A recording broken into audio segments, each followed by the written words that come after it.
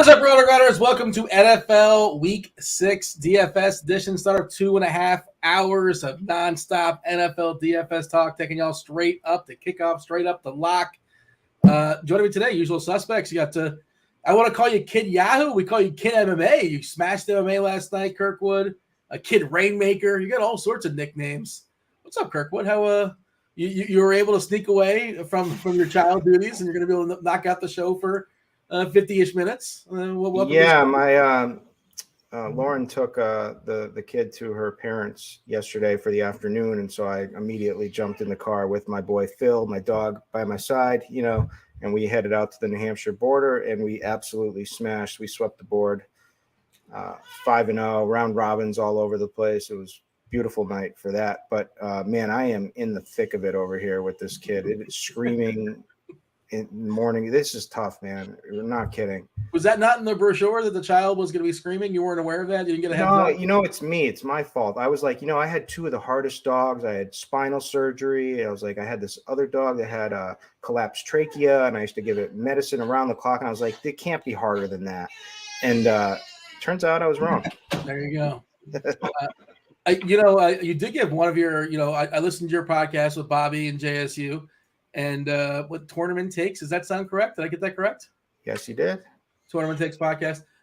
You gave out not just some NFL winners or presumed winners. We'll be talking about it soon enough, but also you gave out some an MMA winner. I believe you're touting it the whole time and took down some money. Hoping that people were listening and they smashed Mike Davis. That sounds correct, right? I thought there. And I nailed it. Nailed the way that the fight was going to work. So I said he could win on the feet. Would be a little dicey on the feet potentially if he wasn't smart enough to just take it to the ground because he had such a wrestling advantage. And he did. He was smart enough and he dominated. So it was a good night for people who tailed. I want to give Bobby Gomes, former $1 million winner on DK, an introduction. But you did it so well on your podcast. I should just yield to you. You give them all the superlatives. So feel free to take it over. Who are we doing the show with here, Kirkwood? Myself? Bobby Best Ball, a.k.a. Bobby Rainmaker, a.k.a. Bobby Millie. Yeah, there we go. Those are good. I like the intros. What's up, Bobby? How are things in your world? We're here for the next 45, 50 minutes. And, of course, we're going to be yielding over to, I think it's going to be Beimfohr and TastefulTides. Tim talking. He's a specialist when it comes to three entry max, single entry conversation. You got the Luch, you got Kristi, you got Andre, our $4 million winner at 12:30 with crunch time. This stream does not stop, takes you straight up to lock. Bobby, how concerned are we about the weather? We're looking at the beginning of the week. It's like, we got this shootout with two of the best quarterbacks in all football. We got Lamar and Allen, easy game. And then if we don't go there, we're going to get some hurts. And those are the three clear best quarterbacks, not even a conversation. And I got Chief Meteorologist Kevin Roth. I got his weather report pulled up. I'll drop it in chat. What's up, chat? Chat, kindly hit that like button. Do subscribe and turn on those notifications. Hit all the things. Hit all the buttons. Join the conversation, too. I got my eye on the chat. If you guys say something pertinent, I'll do my best to share it and bring it into the conversation. But they're both orange. It's currently orange in Philadelphia. It's orange in Baltimore. And, Bobby, I try not to freak out about weather. Just they're still professional athletes. They're still really, really good. And these are the best quarterback options. But I think it's going to be an interesting thought process as far as the slate. And I'm curious how that's going to handle or how that's going to affect ownership. And what's your general approach? Yeah, so for the Philly game, I'm a little bit more worried just because I don't think Hurts really has the arm strength that a guy like Allen or, for that matter, I think Lamar Jackson has. The issue with that game with Allen and Jackson, I think it's pretty difficult to kind of game stack. I don't know. The Hurts game, you need a lot to basically – like with Hurts, just with the win and everything, it's just not a game I'm looking to target. I was looking to target it more earlier in the week, but the weather's kind of turned me off. And the other game I'm not as worried about. I think you can play that. I think that's fine. Philly, Jacksonville, I feel like that moved down. It's down to 44. That was up higher earlier this week, right, as far as the total? Yeah, that's what I was just trying to figure out. Yeah. 4-point move, yeah. That's a big number, man. And down to 50 as far as Baltimore. That was at 51.5, I want to say. 51 and 51.5. It was actually higher to start the week. It's been trending down all week. It opened at 54.5. Is that what you said? Or 51.5, you said? I thought it was 51, but yeah, depending on where you're looking. But it opened at 54.5, and then it moved down to about 51.5, and now we've seen the move to 50. Yeah, that's a big move too. Yeah. Yeah, it's still the biggest number on the board, obviously. Cleveland, Atlanta, 47.5. Man, Philadelphia down to 44 is that is an interesting move. And again, I dropped that link in chat. Roth, Phil, follow him on Twitter. He's updating stuff there as well too. But Philadelphia, 15 and 20 mile per hour wind, steady, moderate rain is likely, and at times it could be heavy. In Baltimore, 15 to 20 mile per hour winds. Rain again is likely, more similar to the rain in Philadelphia than New York. New York yellow, by the way. Rain likely 10 to 50 miles per hour. The combination of wind and rain is likely to impact the passing game in Baltimore. Man, just put a dome on every stadium. Is this so hard? Does that cost money? It's so much more fun when the dome games. And now we're all going to be playing like Mariota because, hey, he's in a dome. And we know who his pass catchers are. Lots of fun. Kirkwood, what's your thought on this? How are you handling this? That's a huge – I didn't see that move to Philadelphia down to 44. I just missed how that's a big dip. All right, I'm going to give you my honest thoughts, and it's probably not going to help anything. I don't know. I do think that Hurts has the arm strength. I'm not worried about that. I actually think I'm not as worried about it with guys like Hurts and Lamar, the guys who have and Josh Allen, the guys who may run more, which would be just fine. It's the combo of the wind and the rain, which is a little scary. But, I've been betting unders all my life, like thinking, oh, the weather's bad and I got to get in the under, and I lose every freaking time. And so I don't know how to play this. I tend to gravitate towards guys that are like big, like an AJ Brown would fit the mold as like a big physical. A DK Metcalf would fit the mold, even though he's not in a weather game. More like tight ends. I give a little more upside to in games like this, but and also like defense, it's tougher on defenses too, on their heels when the field is a little bit sloppy. It's the initial push of the offensive guys gives them a little edge, but it's obviously going to hurt field goals. Now that could be a good thing. You might be seeing more, 4th and 4s and them going for it and things like that. But it's also hurts deep passing. But so I still like Lamar. I still like Josh Allen. I still like Hurts. It makes me not want to. I was kind of big on Trevor Lawrence. I've knocked him down. I don't think you want to play Lawrence because if Lawrence hits, like we've seen Hurts in these games where the other team isn't competitive, he's really not. He's getting to 30 points before halftime. So if Lawrence is competitive, like why not just play Hurts in that instance? Cheap because you can get the.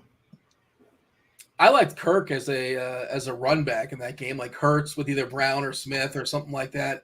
And Christian Kirk has been the clear number one there, presumably down, presumably chasing. But the other part of it is, like, I don't want to be the guy, like, man, I never want to be the guy that overreacts to weather. At the end of the day, it's like, man, the score's 35-30, and I let a little bit of rain chase me away. And it's a tough call, though. I'm with Kirkwood. I just don't know. I don't know how to handle it. And I'm just going to take different paths with different lineups. What do you got? I think the line movement is significant enough to where you can kind of be like, it's just an indication. Like if the line wasn't moving as like the 4 points that it did in pretty much both games. So here's the counter to that. So the projections are going to change based on the lines. And if the guys are still projected well, then what do you do at that point? Is it you just get away because the line moved down, even though these guys project high? I lost a couple in terms of ceiling projections. I lost like AJ Brown and Kirk this morning. Yeah, Kirk especially because he's like small and like he's precision, on deep passes and things like that. There's that I can see that more, it affecting him more, and also the speed may be tough with if the field's in rough shape. But I don't know. It's a tricky situation for me. So our ownership's not been refreshed like in the last hour or so, and of course it's gonna be coming in soon enough. And taking a peek at FanDuel a little bit easier to spend up as far as quarterback. 17% for Hurts, 13% for Allen, 11% for Lamar, the three guys that we're talking about. Then there's Mariota, kind of a cheapie. You can play some Kyler. Maybe this is the week he does it on DK. A little bit flatter, 12% for Allen, 11% for Mariota. You can see he's cheap. He's in the dome. He got ready-made pairings, pretty big total. Lamar at 10%, Hurts at 9%. And then, of course, there's Geno Smith. And is that what we're doing here, Kirkwood? If we're not spending all the way up, we're going to spend all the way down to guys like Mariota and Geno Smith, that's always comfortable. Well, I like Mariota. And I know Mariota has been touted as the cash play, but I think he's just fine in tournaments, to be honest with you. So, first of all, he's versus Cleveland. They're 21st in DVOA versus passing so far in the season. It's very short sample, whatever. But he's also the first quarterback for red zone carries. So that's more. He's got more red zone carries so far than any of these other like rushing superstar backs. He's also been passing deep, which is crazy. Like you don't expect that. We never expected that. He's actually third in air yards per attempt, right? He's got some really good weapons. CPAT, who has not been used in the passing game, certainly was last season. I expect, him maybe to get a little increase, but he's also battling a little bit of an injury, so I'm not sure about that. Yeah. I think he's going to play, and I think the Schefter report said he's going to play, but they're just going to test it out first. But he's got good Drake London is a beast. He's Kyle Pitts finally, had some good targets last week. Didn't get the end zone. I don't know if this guy will ever get the end zone unless he's in London, but I love Kyle Pitts today. So I'm more on this game now because of the weather in the dome. I also like, I think it's going to shoot out, to be quite honest with you. We also got a thin down Cleveland defense with Garrett, in that car accident. So he's a huge part of their pass rush. Right. So, Nick Chubb back in Georgia, and first time, I believe, right? In the NFL? Yeah. So I think this game has obviously I could look stupid, and at the end of the day, it could bust. But the line's increased 2.5 points. It's up to 47.5 points.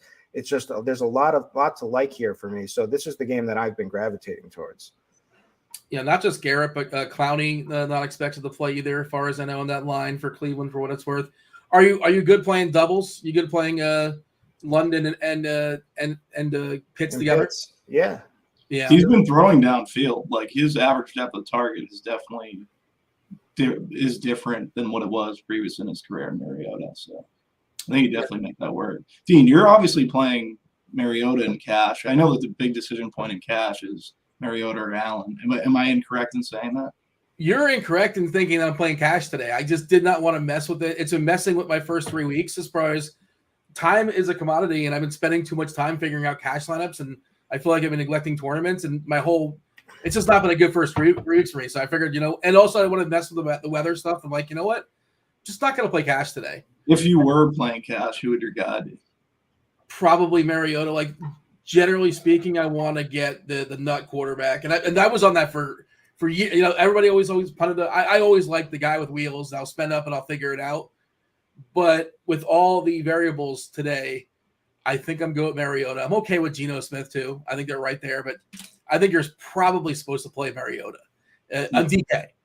To be clear, on FanDuel, you have the money, and it doesn't hurt your lineup so much to play a guy like Hurts. So. But again, I didn't want to have to have that decision point, basically. So I just didn't like the question. So I'm like, you know what? And also, I'm going to spend too much time on that, and I'm going to rush my tournament lineups, and they're going to be terrible. And it's not been good so far. It's been a bad. So this is you're preaching to the choir. I wasted my whole last Sunday after the show making rainmaker lineups, and I let my main lineup with all my money go. I literally tried to crunch it at 2 minutes left, and I just was got stuck with whatever I had. And meanwhile, it's probably $5 lineups EV for the rainmakers. But I just went down that wormhole. Yeah, you got to be able to figure out how your time is best used. And I just didn't like my approach the first 3 weeks. It hasn't been good, and trying something a little bit different this week. What about quarterbacks in the middle, Bobby? Are you running? I assume you're attacking the Millie Maker today. Yeah, I'm playing the Millie, but I think I'm spending up in the majority in the Millie. You guys hit on it, Mariota and Brissett. I guess you could say, I know Kirkwood likes Lawrence. I think you can make a case. Aaron Rodgers, I think, is super interesting. I just think that game's going to be a slog, and he's in a weird price range at $6K. I think Kirky hit on that on the show the other day, or someone hit on that. Who? Sorry, I wasn't. Maybe it wasn't Aaron. Someone. No, probably Aaron Rodgers just talking. Oh, Aaron Rodgers. Yeah. I don't know. I'm probably not playing that. My favorite is definitely Herbert this week. I just think that the game everyone's kind of gravitating to is the Atlanta Cleveland game, and I just think that game was the Houston and Chargers game was kind of sneaky. But now I think a lot of people are getting on that because of these totals going down in the Baltimore and Philly game. But there's just so many leverage points within construction at like using a Charger stack, right? There's Palmer off Reynolds, Everett off Hawkinson, Cooks off. Cooks is going to be chalky, but there's like 3 receivers in that range, like Lockett, Deontay Johnson. They're all projecting relatively well. So I think he'll still be chalky, but you're running him back with the Chargers. Obviously, he had coach speak. He hasn't been great, but I expect the Texans to pass a little bit more this week and try to get him involved. And I also think Pierce is in play, and he's a leverage point, right? Like that 5.7 to 6K running back range. Pierce is versus the Chargers, who play no run D. Like they get run all over. So I don't mind them. I'd probably prefer Cooks because if Cooks is going off, that means that this game's going back and forth. Mike Williams is in a weird pricing range. I just can't get him correct, but I'm playing it this week. Eckler's the one I have issues with. Like Eckler, to me, he asked the coach to. I think it might have been toe tag in Tampa. He said that Eckler was asking to not take a full workload as much, but now you would imagine that he has to take more of a workload with how these with Herbert. I don't know if that's the other thing is I don't think Herbert's as banged up as people think anymore, right? So he's off the injury report. Moved off the injury report. Yeah, I guess he's fine. Nico Collins is in that 4K range, and then Pharaoh Brown ran 80% of the snaps, though Brevin Jordan at 2.6 or 2.8. It's just a game where, I don't know, stuff seems to work. So it seems like the clearest and easiest way to stack. Even paying up for Allen's a tough game stack. These Baltimore guys, it's either Andrews or who. People want to play Bateman versus man and versus Bateman versus zone. I think that becomes a situation where you don't really want to get into. Then Duvernay, he's running really hot with touchdowns, but he's only seeing 4 targets a game. Yeah. So it would probably be Andrews. I think the differentiated way to play Allen is to play Dobbins or Andrews or just not run it back, That's pretty much my thought process on stacks and QBs. I ran into the same issue. I was trying to figure out Baltimore as well. That same sort of thought process. And the thing with Bateman is I don't want to be the big – I'm not the hand in the dirt kind of guy, but my understanding is man is not the ideal matchup for him. But, again, it's football, one play. No, man would be the ideal. Would be. Okay. Yeah, I said that incorrectly. But there's your mush play of the day, everybody. No, I don't really. Yeah. I think Bateman's good. He's eventually going to be able to make the adjustments in this route tree to do well in zone. I just don't know if that's this week. It could be, but. And Allen and Diggs is just really expensive. Of course, it can absolutely work.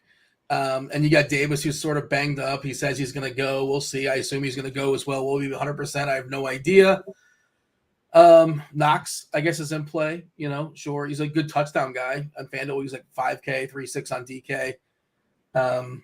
You have general thoughts on that? It sounds like, Kirkwood, that you said you just don't know, right? As far as, as far as the weather. I'm gravitating. I'm definitely I don't know what to do. I'm definitely scared. I was all over Hurts, and now I'm kind of scared of it a little bit. Mm-hmm. But I do like that Atlanta game to break out. So I've kind of been pushing some of my lineups that way. But I don't know. I may just let it ride. It's got to be a Knox week eventually, right? So they paid him. They have to like him, right? And they paid him. He had a situation. I think his brother passed before the season, so he's probably just getting through a lot of stuff, and he's been banged up. But I just feel at 3.8, he's to take a flyer on in that offense. I don't mind him. Don't want to focus too much on quarterbacks. We got to move on and talk about some running backs. Up top again, Allen, Hurts, Jackson, all awesome. All are, in potential weather issue games, whatever your concern is. We got Mariota and Geno as the cheapies. Final thoughts here, Kirkwood, as far as quarterbacks. Anybody else you want to introduce to the conversation? Herbert, we talked about. Is Russ just done? Is he just terrible? Because it feels like this is a game where he could bounce back in, theoretically, if he still has some juice left, right? Dude, when he did that once I've seen him on Twitch a couple of times. The Subway commercial? Yeah. Oh, that too. That was just falling up after the other. And we care a lot, like. I think he's leaning in. I think he's winking. I think he's in on the joke. I think. No, I don't think this dude sucks. And my buddy actually went to school with him and said, like, this is him. He was like, this is how he is. Like, he's just. But also, they have a clueless Hackett, the hack for a coach who's just, like everything they've shown me so far just has seemed dumb. I get it. I like the play. I mean, I like the idea of going to Russell Wilson when everyone's kind of counted him out here, especially on the other side of that game when there's a lot of good plays, right? Like, so I'm on board a little bit, but man, he's testing me for sure. But I like the Herbert call. I was going to be really high on Trevor Lawrence. I'm bumping that down because of the weather. I'm still going to have some, but so I'm going to play more Mariota. I'm going to still play some Allen and Hurts, and Lamar, and that's it for me. I hate to be the guy in the couch that like pretends like he knows more than the football coach. This is what this guy's done his entire life, and some people like to be that guy on Twitter, but it does seem like he's been a bit of a buffoon so far. Yeah, complete buffoon. Great word. I think he did concede. He even said, he said, "Yeah, game one, my bad." I don't know what he said. I think there's a lot of. I mean, there are a lot of NFL coaching buffoons. Well, a lot of it is like bad when it comes to like math and timeouts and understanding the clock, and they haven't played Madden before, right? Yeah. Bobby, give me your final thoughts as far as quarterback. We got to move on. Herbert's the guy. Play Herbert. All right. Running back situation, a little bit different when it comes to DK versus FanDuel. On DK, like it's not like what it used to be, right? As far as backup running backs back in the day, used to be 3K on DK. You just lock him in, and that's that. If they get hurt, we run them the next week. But it was just ridiculous. Now, Jamal Williams is the number one guy there in Detroit, and who knows how much more he's actually going to get, right? And then we have Herbert there for Chicago, clearing the path on really well LB game against the Giants. FanDuel was really proactive, surprisingly proactive as far as hiking up their prices. They're both like in the sevens, like pretty expensive. But on DK, I think they're still cash game plays. They're the first two guys you put in as far as running backs in cash. Tournament, different conversation. But Bobby, I imagine you as somebody that plays that's MMing the Millionaire Maker, you probably like that those guys are going to be really, really popular. And there's some ready-made pivots. You can go over and spend, you could spend up on Chubb. Like, there you go. Like, he's a guy that's not fun because doesn't catch passes, but he can run for 200 yards. He can also do that and get a couple of touchdowns. Your thoughts as far as the chalk on DK with those two running backs, Williams and Herbert. What are you doing with it? Yeah, with Williams and Herbert, I would definitely make a rule at most one with the two of them. And in terms of like a pivots off of them, I'm pot committed on Penny at this point. But I think he's in a good spot, right? Homer's out. He's 4,900. He's in that same game. A lot of chalk congregating in that game as well, just a heads up.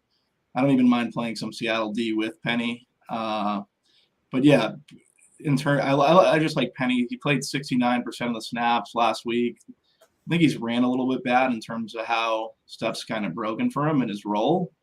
So I could definitely see him as a pivot. Other guys in that range that I think are kind of interesting. I know everyone's going to Chubb. I think Hunt's interesting versus pass catch.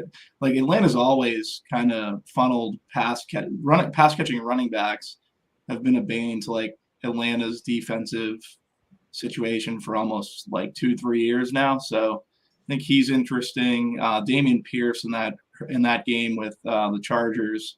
Chargers just don't stop the run. I think Pierce is a very good play. Loss of Bosa seems pretty huge there for him. Yeah, Bosa. Everyone's kind of been on Aaron. Like, I think Dillon's the guy in Green Bay, and Dillon seems like the guy that I want to play today. especially if they get a lead in that game. I think he's a good pivot off those two running backs, or you could just play one of those two running backs with Dillon. Green Bay's up 31-10, start of the fourth quarter. Yeah. Who's out there? You think it's more likely to be Dillon? Yeah, it's definitely Dillon. Okay.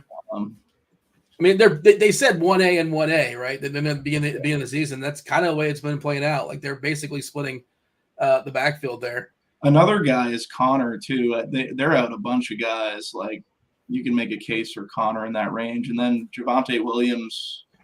People just aren't going to play him, just because like the recency bias is so bad. But it could be a Javonte Williams week. We got a lot of spam going on in the chat right now. You can watch every NFL game on NFL Pat. Well, no, I shouldn't read that. But yeah, what's up, chat?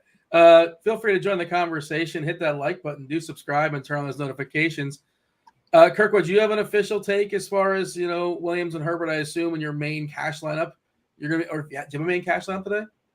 I don't have a cash lineup. Well, okay. So, I mean, I will on Yahoo, but yeah. But it's just kind of like my favorite lineup. Jamal Williams, I mean, you have to like him.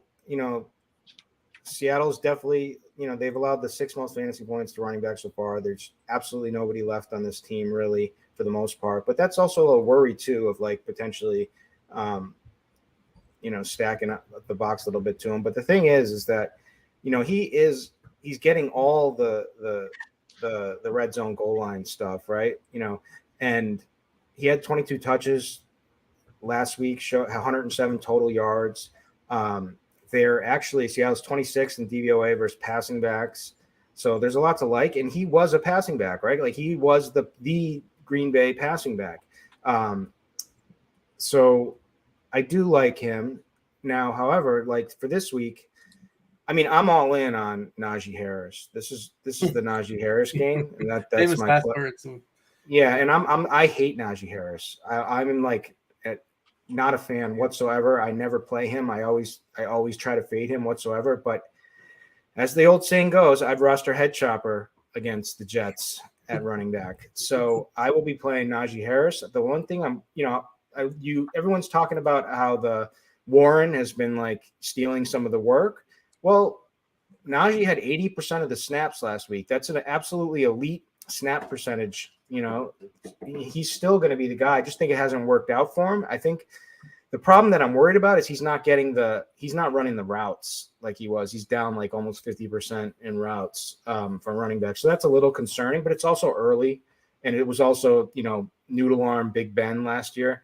So I think this is the perfect game though, to just pound him. And I think if he just gets one touchdown, he smashes today. And I think he's got multi-touchdown upside in this one. So Najee's my guy today. Yeah, home favorite. This is the time to play him, I think, there against the Jets. We got Big Show Brandon in chat. He wants the 3%er. Who's the 3%er today it's going to smash? Do you have a favorite? Oh, let's make it 5%, Bobby. Make it a little easier, extend the pool somewhat. Your favorite sort of off the board running back that you're going to be well overweight on in tournaments? Probably Penny or Dillon, but Penny's around 7. I wonder what Dillon's at. Yeah, 3% kind of limits you a little bit. Henry's like 5%. Nobody's going to be playing him. Zeke about 3%. He's not going to get played. What about Taylor? Where's Taylor at? He's definitely not. He's going to be owned. He's about 9% on DK, but on FanDuel it's easier, I think. Yeah, 19% on FanDuel. I was looking at the blitz for Derek Carty. His projected rushing yards was like 115. So that's a big number for like a median projection. Just want to double check and confirm that. As far as big spends go, I think Taylor, we've seen it before where he has those games where he just goes absolutely crazy. Last year we saw it. Not this year. He's been fine, right? But, running backs this year as a whole, not the best big spends. Kirkwood, I'll bring you in. How do you feel about Taylor and maybe somebody like that's like 5% or so that you think has got a shot to break the slate? I think Taylor's absolutely going to smash. This is his week to go off. Now, if I'm looking for some lower owned plays, I do like the Rashad Penny call when everybody's stuck on Lockett and Metcalf. And it's Pete Carroll. So the thing with that game, right? Geno Smith, right, has turned this team into a passing team all of a sudden. Does that make any sense? No, it doesn't, right? Like Pete Carroll is the guy who just, I mean, it moves when he's feeding his running backs, and 17 play, like the 17-minute drives that ends in a field goal on the 3-yard line. That's what gets Pete Carroll oh, waking yeah. up in the morning. Oh yeah. And so I got, Geno 44 passing attempts last week. So I get it. It makes sense. But like the obvious play here with a team that's missing all their guys and a defense that Bobby likes, Bobby Gomes, defensive specialist. I forgot to add that in. He likes and Jared Goff, who doesn't deal well with any pressure, right? And who doesn't have any weapons this week, missing their biggest weapons. I mean, that's huge. It's not just one, it's two. It's DeAndre Swift and Amon-Ra St. Brown. So this is a perfect game where they could just lean on Penny. So you play the D, you play Rashad Penny. So I like that. Also, we just forgot about Devin Singletary's breakout game where he had 11 targets last week in a game where we're worried about deep passing. And so Devin Singletary is going to be low owned, and that's certainly a way to play that game. You can't assume 11 targets again, but it's probably going to be a shorter A dot. In the chat, Herbert saying that's your boy, right? Herbert saying it's raining like crazy in Baltimore right now. It reminds me of a Counting Crows song. He did make a good point. He's saying that Chop has hands of stone. Yeah, that was a Bruno Durant, I thought. Your Chop does as well. So when I'm playing Chop against the Jets here, so that is a good concern. Well, thankfully Chop's not in the player pool. You don't have to play him. That's your thing. We got to save at least 30 seconds or so to get your defensive take, Bobby. Unless you want to make sure we can fire it off now, let the people know. And I believe one of the defenses you liked on the podcast is one of my favorites as well because, I'm always in on picking on Carson Wentz, who's just horrendous. Yeah, I think that was more JSU, but okay, he's picked it out, so I can't take full credit for it. But we have a little bet going. He definitely won me over on Dallas. Yeah, Dallas and the Seahawks for me. I got a little Raiders on FanDuel because they're 3K over there. They're the dirt floor, and kind of helps me get our stuff. And again, Russ, I don't know, man. I don't know what's going on. That offense may be broken. I don't think the Raiders have a good defense. One of the bigger shootouts, I suppose, potentially on the board, but it's crazy because they have legit offensive weapons, so that doesn't make any sense. Right? The whole thing is weird. Yeah. I'm just saying it's 3K, and I'm buying it on variance of defense, and I'm obviously spending money elsewhere. Who was did you give her a top defensive play there, Bobby, or no? Was I not listening? I'm probably for me the Seahawks, and I like the Cowboys also. You get all that congregated ownership versus Jared Goff led team. No one's going to play the Seahawks and GPPs. Cowboys, they're a little bit. I think they're a good GPP defense as well. People are just going to go other places. And the Colts too. I think the Colts work well with Taylor versus Tannehill. Those three would be my Ds. Yeah, I think the Colts can be reasonably popular on FanDuel. Where they're 3-7 over there. Yeah, I did make a Taylor Colts lineup. A little bit of correlation there as well. Steelers, if you have the money, for sure. We'll see what Wilson has. I think it's a downgrade there, at least at this point in his career. And that Giants Chicago game should be a mess. The tricky part with that one, as far as the Giants, is that I want to roster defenses against quarterbacks that are going to throw the ball. Right, that's when you're more likely to have an interception, sacks. If you're just going to run the entire game, I guess you can get fumbles, but it limits you to some degree. So I'm a little bit conflicted on that. Even when Chicago's down, they're still nah, we're good. We're just going to keep running it. No big deal. All right. Other thoughts here as far as running backs. Who should we focus on? There's a plethora of options, a plethora of names. I mentioned CMC. That's in the late game. Last Schefter tweet basically suggests it looks like he's going to give it a go. Nobody's going to play him if you want to play that route. Just nobody. I will. Okay. Sell me on CMC. Well, I like the game environment now. It's okay. We got Kyler Murray, who everyone has counted out. Everyone says he's terrible. He's finally got Rondale Moore back, right? He's finally has a couple of weapons on offense, and that might open things up, and it might be a decent spot for James Conner. But I like this game And so he's the obvious bring back, and the Arizona D has just been horrendous. You could do DJ Moore too as well, or you could even do Robbie Anderson. I think is like the sneaky one because you can dust these corners on Arizona. So the problem is who's throwing the ball to them. So, but a big play is certainly in the realm of possibilities for this one. So I like that. And you get the different construction with like the higher end running back builds, and it's just ownership. His ownership's just going to keep cranking down. Everyone's believes in the narrative that he can't stay healthy, and it's true, right? Like, but certainly he could be healthy enough to have a big game here today. Question in chat here, Bobby. Deontay Johnson or Lockett, who are two of the more popular mid-tier running backs, receivers, as far as I can tell. We'll talk receivers in a second, but question did pop up, so I figured we might as well knock it out. We'll be talking about them a little bit in a second. You have a side, a lean as far as Johnson versus Lockett, or I guess it depends on the rest of your lineup, obviously. Yeah, it's Lockett for cash. I like going to Deontay in tournaments. Alan wants to know if Dortch is done now that Moore's back. Like, I wouldn't be chasing. I think there's better cheap nonsense than Dortch. Do you guys agree with that? Yeah. I mean, he's the number 3 now. I like Kirkwood's Robbie Anderson call. But the stench of Baker Mayfield, man. I know. Yeah. That's the tricky part. Bobby, give me your summary as far as running backs. Who do you think we should focus on? We haven't really focused on. We kind of mentioned Herbert in passing, but certainly a really good cash game play on DK. Cash playable on FanDuel as well. The ownership's going to be there, but again, touchdowns matter, and they're not expected to score a lot of points there in Chicago. Yeah, that's what I want. But the other thing is I really like Herbert as a player. So for me, like I'd see him getting there and as chalk. The issue is eventually the G-men teams are just going to stack the box and it's going to work versus Chicago team. But it didn't. JSU made a good point. It did it the other night. It really didn't work. They tried to do it last week versus Dallas, and Dallas ran all over them. So I think Khalil's better than a lot of those Dallas running backs. But you're definitely making a decision on Williams or Herbert. Like I think everyone wants to fade Williams, but Herbert could just as easily bust. So I'm still working through that one. Kirkwood, who's more likely to bust out of those two? I think Herbert is the safer play of the two. Yeah.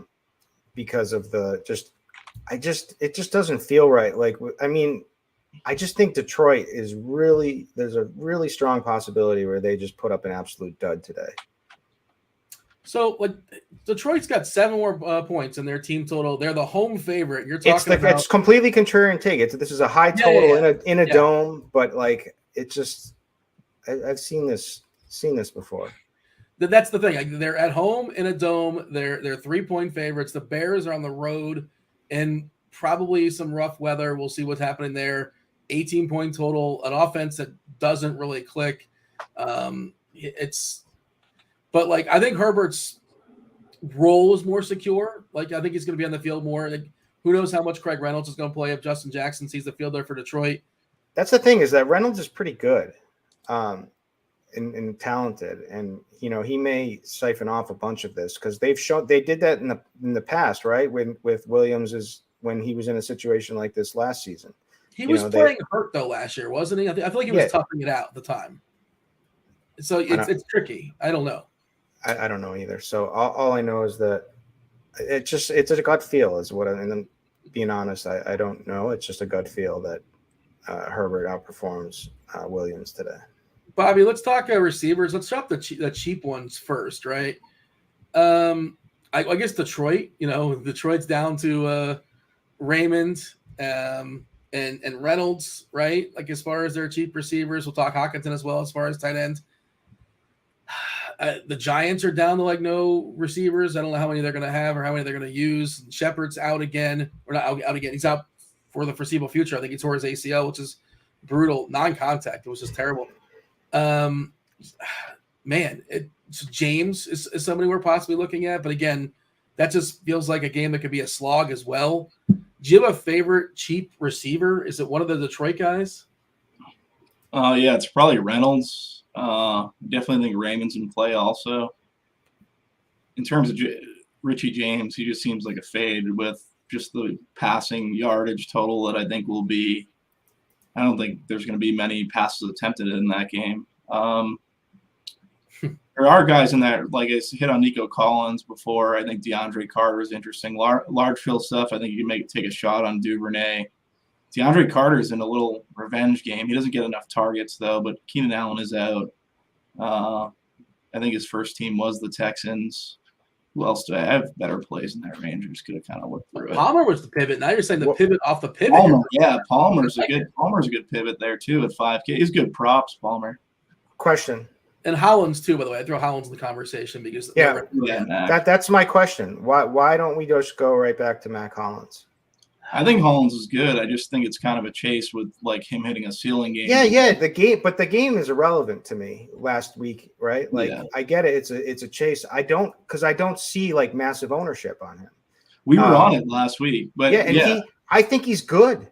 And not only that, it's like all you got to do is look at snap. I mean, he's on the field for every freaking play. He's 97% of the snaps last week, 87% the week 2, 88%. I mean, he has been the absolute clear number, 3 at worst, depending when Renfrow was healthy. But it's just him and Devontae Adams, and Denver is going to be all over Devontae Adams, so it just makes sense again.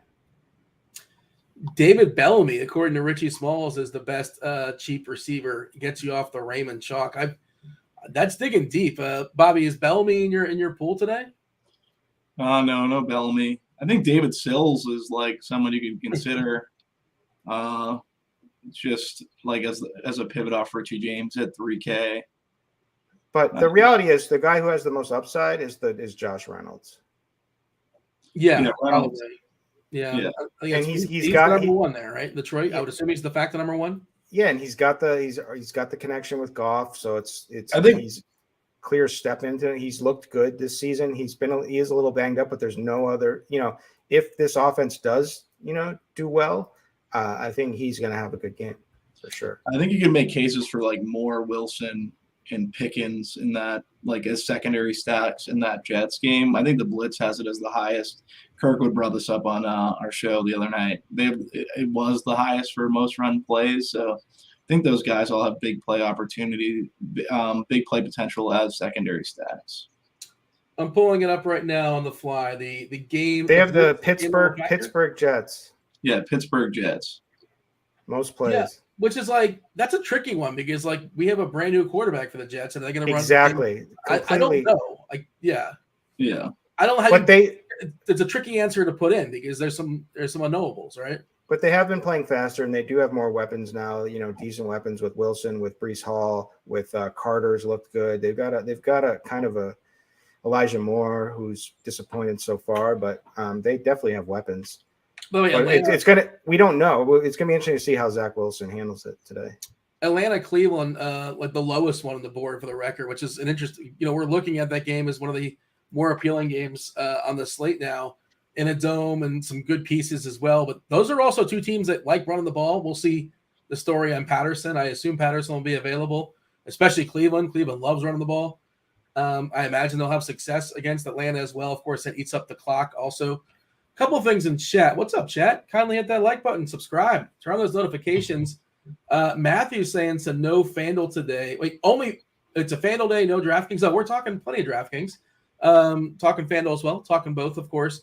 And probably, I'm guessing on the screen, producer Steve was showing off the lineup HQ tool. And I imagine it probably had FanDuel on that. He's jumping back and forth. But if you want to use that at your own leisure, right, you guys can win yourself 1 month free of RotoGrinders Premium. Just answer my tweet. I'll drop it in the chat. Be most correct. Be the most accurate about it with your bold call. And you know what? A bold call that would work is the thought of David Bellamy, like being like the best cheap receiver. If that hits, I'll hook you up with 1 month free of RG Premium. Again, just answer that tweet. I go through it end of the day or the next day when I have time. I'll figure it out. Whoever has the best, most accurate answer, get yourself 1 month free. And then you can use the lineup HQ tool at your own leisure for the next month. How about go ahead, Kirkwood. We got to run a beat Dean's meat for for football, NFL, no? Well, we can flip the words around a little bit, but yeah, I know what you're saying. I forgot. What was it? Beat Mean Dean. We got to work that hashtag out, but yeah, hashtag Beat Mean Dean. Yeah, for sure. Maybe we'll run that back. We're doing that for baseball. I believe I was 4-1 in the season. If you beat me, you get yourself. Oh, I owe you money, by the way. What do I owe you? Yeah, you do. You bet against me. How dare you? I DM me and I'll it might be 200. I don't remember what it was exactly. We'll figure it out. I totally forgot. Thank you for reminding me. We are, as always, up against the clock. We're stepping aside in about 5 minutes or so. This stream does not go anywhere. They take you all the way up the lock. We'll just be relieved. We're going to be stepping aside, and Beimfohr will be stepping in, as well as Tim, TastefulTides. Give me 30 seconds, Kirkwood, as far as your favorite big spends for when it comes to receivers. I mean, Diggs was going to be the guy, but I mean, AJ Brown, I still like him. I think he's going to go off in this game regardless. I think he's a big physical back that can do well in this environment. The guy I like the most, though, is Amari Cooper. That's been my play all week. Yeah. I'm sticking by it. I like that game. I like the mini stack. Before, all this weather stuff is going on, I like just playing Cooper with Pitts or Cooper with Drake London. In like most of my lineups, I love that question. I mean, everyone's talking about the running game, but like Cooper just absolutely smashed. He's the clear number one, had back-to-back great weeks, 11 targets, 10 targets the week before, over 100 yards in each game. Clearly is a red zone threat for them with a touchdown in each of his last games. In the dome, let's go. If you don't want to mess with Amari Cooper, you don't want to mess with salaries, you don't want to mess with weather, or just DFS in general, if you're not aware, you can play on Stat Hero. Stat Hero is a unique fantasy sports platform that allows users to compete only against the house. You don't have to play against Bobby or Kirkwood or myself or anybody in chat. You compete against the house, not against other players. You participate in a head-to-head style contest where Stat Hero, they're going to provide a lineup you have to beat on your own, as well as pick'em style contest. Also, check out the Big Dime League. That's a season-long leaderboard NFL contest with up to $50,000 in prizes. You can also enter. Yeah, you can enter that all season long. We're going to get you started with a nice big sweet fat deposit bonus. Use the promo code GRINDERS, GRINDERS, 50% deposit bonus up to $250. Jump into the action today. Again, Stat Hero, just a different way of playing fantasy. We already knocked out defense, thankfully. I want to know what you're doing with the chalk TJ Hawkinson, Bobby. Tight end's rough. If you spend all the way up, of course, Andrews, the weather's not spectacular, but he's the clear guy with the biggest ceiling if you're going to have to pick somebody. But Hawkinson on Detroit, one of the last guys standing. How do you feel about that as the chalk, and give me the pivots away from? Yeah, interesting you let off with the Andrews having the highest ceiling. The other day, I got Meansy hit me up, and I was like, I wrote in my blurb, I was like, Goddard has the highest floor/ceiling, but I was looking at like the 4K range, like trying to figure out like who would be the pivot off Hawkinson. I think the blitz has Freiermuth anyway, so I was wrong either way. But yeah, I don't know. Like Hawkinson for me in tournaments, I'm totally not trying to play. He's just Hawkinson. He doesn't really get it done, but he was playing well prior to Amon-Ra going like ballistic these last like 15 games. So maybe there is some case to play him, but I just don't want to go there. Don't mind Andrews. Like I think he definitely has far and away the best ceiling on the slate. Pivots around Hawkinson I like Goddard attached to Hurts. Weather, I don't think it affects the tight end that much, right? Like it's all short area targets pretty much. Freiermuth's the guy that's popping. I don't know how much Freiermuth I'd be interested in having, but there is a 4K guy in Gerald Everett in that Chargers game that I think is a really good play. I think Knox is due for some touchdown regression. I think I'm pot committed on him, so got to play him at 3.7 or 3.8. And then Tonyan seen 70% of the snaps last week. Like Tonyan could be a really good play versus New England secondary that I just don't think can really stop anyone at this point. Pharaoh Brown's down there at 26. He played like 80% of something crazy for a snap percentage, had 5 targets. Like he's just a complete punt. Pitts, Waller, no Foster, Moreau. No one's going to play that really. Pitts, this will be the week, I think, that he's finally going to get there. I just don't know how much I'll have of him. That's pretty much tight end for Bob. Yep. Kirkwood, see those names, raise them. Feel free to elaborate or add on, or what do you have as far as tight end? And I want you to give me you've probably alluded to it throughout the show a couple times, your favorite stack on the entire slate. For tight ends, for me, it's a 3-man. Pitts is my guy. I love Pitts today. I think he's finally going to break out in this one. And I love, like I said, I love that mini correlation with just him and you build your lineups and then just throw Amari Cooper and Pitts in, and that you get that little mini correlation. Gerald Everett is got to be in play. And it's there's a lot of thin chalk here, right, and a lot of thin plays. The thing that stands out for Gerald Everett is I like the game environment. We like this passing attack for the Chargers. We were saying we like the fact that it's in Houston, and we think Houston's going to put up points too. And he's got, he was 72% route participation last week, target share 16%, athletic, guy that I just think, especially without Keenan Allen in this offense, is a guy that could go off. So I'm going to roll with him. And then if there's one more guy that I would play, I just have gut feel that Robert Tonyan gets at least one touchdown today against my Patriots.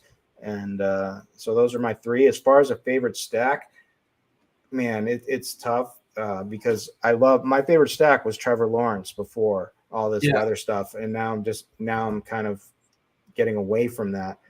I mean, give me go to Bobby and give me 2 minutes to really think this one through, because I gotta change my own line. We don't have 2 minutes, but I'll go to Bobby and I'll buy yourself 30 seconds or so. What do you got, Bobby? Yeah, for me it's the Chargers. I think it's I'm gonna have a lot of Chargers teams. Just how you can stack it up is pretty easy. It was sneakier earlier in the week. Still think people still want to play that Atlanta game. So yeah, I'm gonna go Chargers. All right, I got it. Bobby? I'm sorry. What'd you say? Your favorite run? You like the Chargers? You like running back with Cooks or somebody else? Cooks would be my favorite for them to hit like a ceiling outcome. Pierce I think is in play also. Nico Collins, Pharaoh Brown, like there's options, and they're all within leverage spots of chalk pieces within construction. Close strong here, Kirkwood. What if I told you that there is an elite rushing quarterback who's not playing in a weather game? Okay. I don't think. All right, Carolina, okay? Well, Baker Mayfield's not an elite running quarterback. I like this call. I know where you're going, yeah. I know where you're going. This quarterback is he hasn't ran the ball this year. Just correct. Yet. Under 5% ownership, most likely. Maybe even lower. Getting his best receiving weapon, at least their best duo. He's going to have both of them there, without Hopkins coming. But Kyler Murray, and then we get to use either DJ Moore or McCaffrey, and these guys are studs and they're low ownership. Yeah, they haven't performed well yet, but that's the beauty of it. This week they go off, smash it under 5% ownership. Let's go. If nothing else, you got the player minutes remaining, and if everything else in your lineup plays at 1 o'clock and smashes, maybe you consider. I don't know. I was trying to think. I hate this setup, man. Only 3 games at 4 o'clock. I don't want to play any. They're absolutely atrocious games. They're so bad. I like it like one Packer. I like Dylan. I don't want to play a whole bunch of them. I'm good with Tonyan as a punt. I don't want to play more than one Packer in my lineups. I don't think. It seems weird though, but isn't I get why you'd only want to play more than one Packer. But the Packers could absolutely Rodgers could shred this Pats defense. I could easily see him throwing 3 to 4 touchdowns. Does he need to? Playing him for the same reason you want to do at most one, but. Yeah, but he's so like that to do it just because he can, just to pump his own stat. I mean, he's always been a stat pumper. I mean, I know he's been microdosing in this year and things are a little different. Maybe he has a different outlook on things than years past, but do you think that affects? All right. I do think that affects something. I do. I don't know personally, but I do. I would have to guess. We are ending on a high note. That was Kirkwood and Bobby Gomes. We're not going anywhere as far as the stream. The stream takes you up straight at the lock. We're just going to get kicked out and replaced momentarily. I believe you're going to be getting a Beer Makers fans clip for very, very briefly as they're bringing in Erik Beimfohr and Tim Tasteful Tides. Smash on week 4. Smash that like button too as you stick around. And, all the way to the lock. If you have questions in chat, Crunch Time will do their best to knock those out as well. That was Bobby Gomes. That was Kirkwood. I was Dean. Thanks for watching. Don't go anywhere. We're out of here. Holler!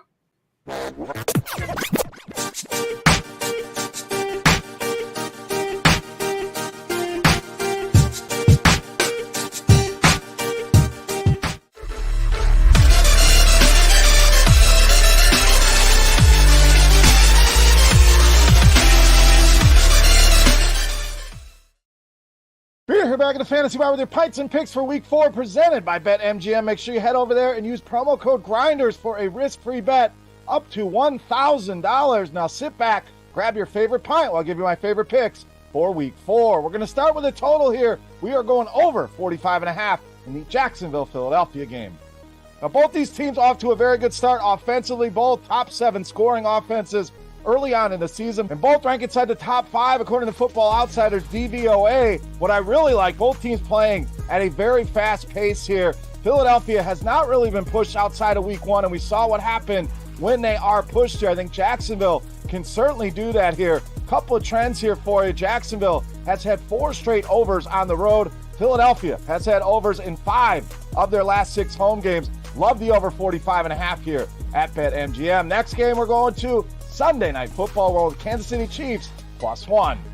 Now you can play this either way. You can go the money line at -110. You can grab the 1 point at -115. Point is, I really love the Chiefs here in this spot. Now Tampa Bay has absolutely dominated this matchup, but I think the injuries going to be too much for them to overcome here against this Kansas City squad, who feels a little bit devalued coming off that loss in Indy. Kansas City has covered 8 of their last 11 road games on grass and 14 of their last 21 on the road against teams with winning records. The underdog has covered 5 of the last 6 in this matchup here. Just think Kansas City going to be too much here for Tom Brady and company. Had Green Bay in this spot last week.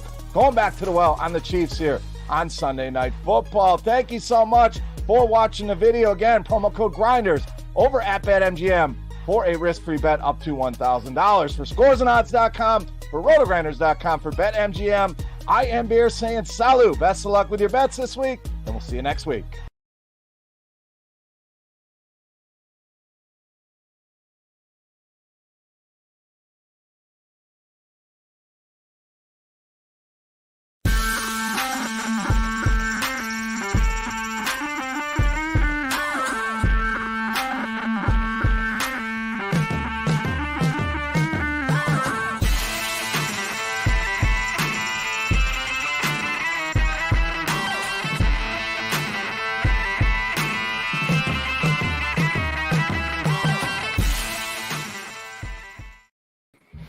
What is going on, everybody, and welcome to another edition of the GPP Final Takes show here on RotoGrinders.com.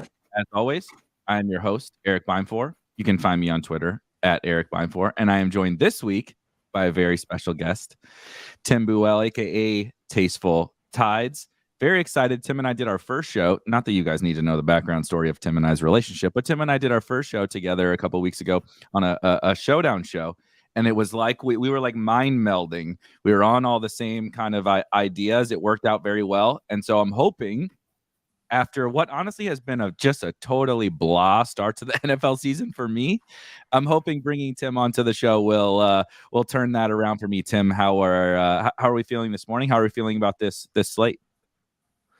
I feel pretty good about this slate, actually. I am curious, kind of what your thoughts are going to be with this weather situation going on. First thing I want to talk about, yeah. Yeah, I mean, I think that's kind of the most important thing, and understanding kind of market sentiment about this weather is going to be the most important thing.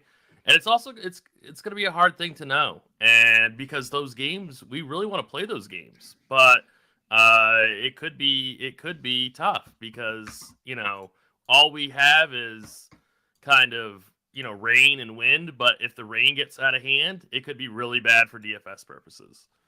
100%. So I just pulled up. I'm glad you said that because that's kind of what I wanted to kick off with. I pulled up the Kevin Roth at Kevin Roth WX on Twitter. our obviously weather expert here at RotoGrinders. And the two, as Tim mentioned, maybe the three of probably the four most important games on the slate, but the two kind of most high-powered from a stack perspective games are both orange, as you see here on the screen. And, yellow or whatever, I'm not saying we shouldn't worry about yellow or yellow orange. There's all the everybody has their own kind of preference to how they handle the weather. But when we do start to get into orange, red, all that, I do start to very much so take note. And I'm not going to sit here and totally put my hand in the dirt or whatever about the weather, but I have played a couple of football games in my life, and people say don't worry about the rain or don't worry about 15 or 20 mile an hour winds. If you get out there and it's raining steadily and there's 20 mile an hour winds, it absolutely impacts the football game. I honestly don't care what anybody says. Exactly how much, that's up for debate. But we're getting to those points in both of these games where at times we're talking about heavy rain. At times we're talking about gusts in the 30 plus mile an hour range. And that is absolutely when we should start to really take note. However, what's most important out of all this, we're breaking down the weather, we're talking about, what's most likely to happen, is exactly what Tim said. What are our opponents doing?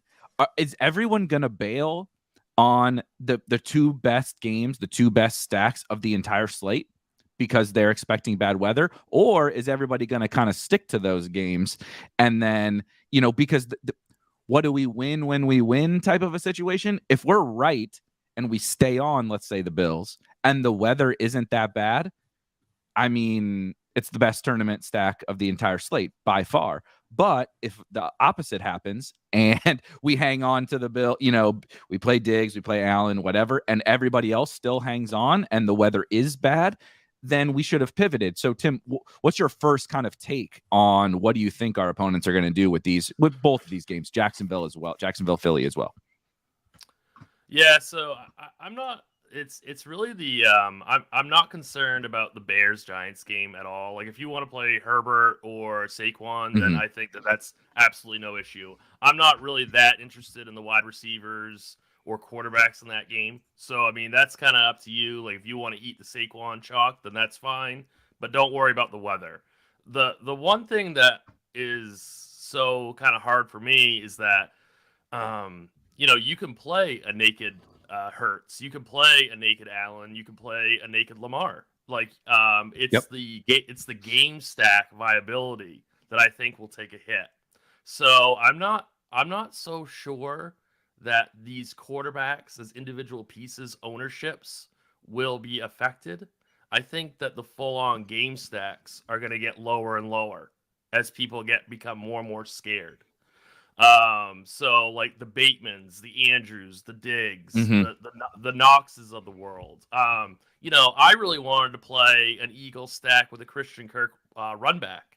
Now I'm getting nervous about that. So maybe everybody else is too, because I think Jacksonville is a way better team than they are given credit for. So I wanted to get, a Hurts, maybe a Smith or something or maybe just a naked Hurts with a Kirk run back. But now I'm a little bit nervous because I saw the recent, rain that's happening right now in Philly, and I'm like, maybe I don't want to do a run back of Kirk, but I could still play just Jalen Hurts by himself. Yeah, that is so. What I will say to follow that up, I think from a tournament perspective, if our opponents are going to get away from one of these two games, like way more than maybe we even expected, I do personally believe 100% it is the Eagles-Jags game.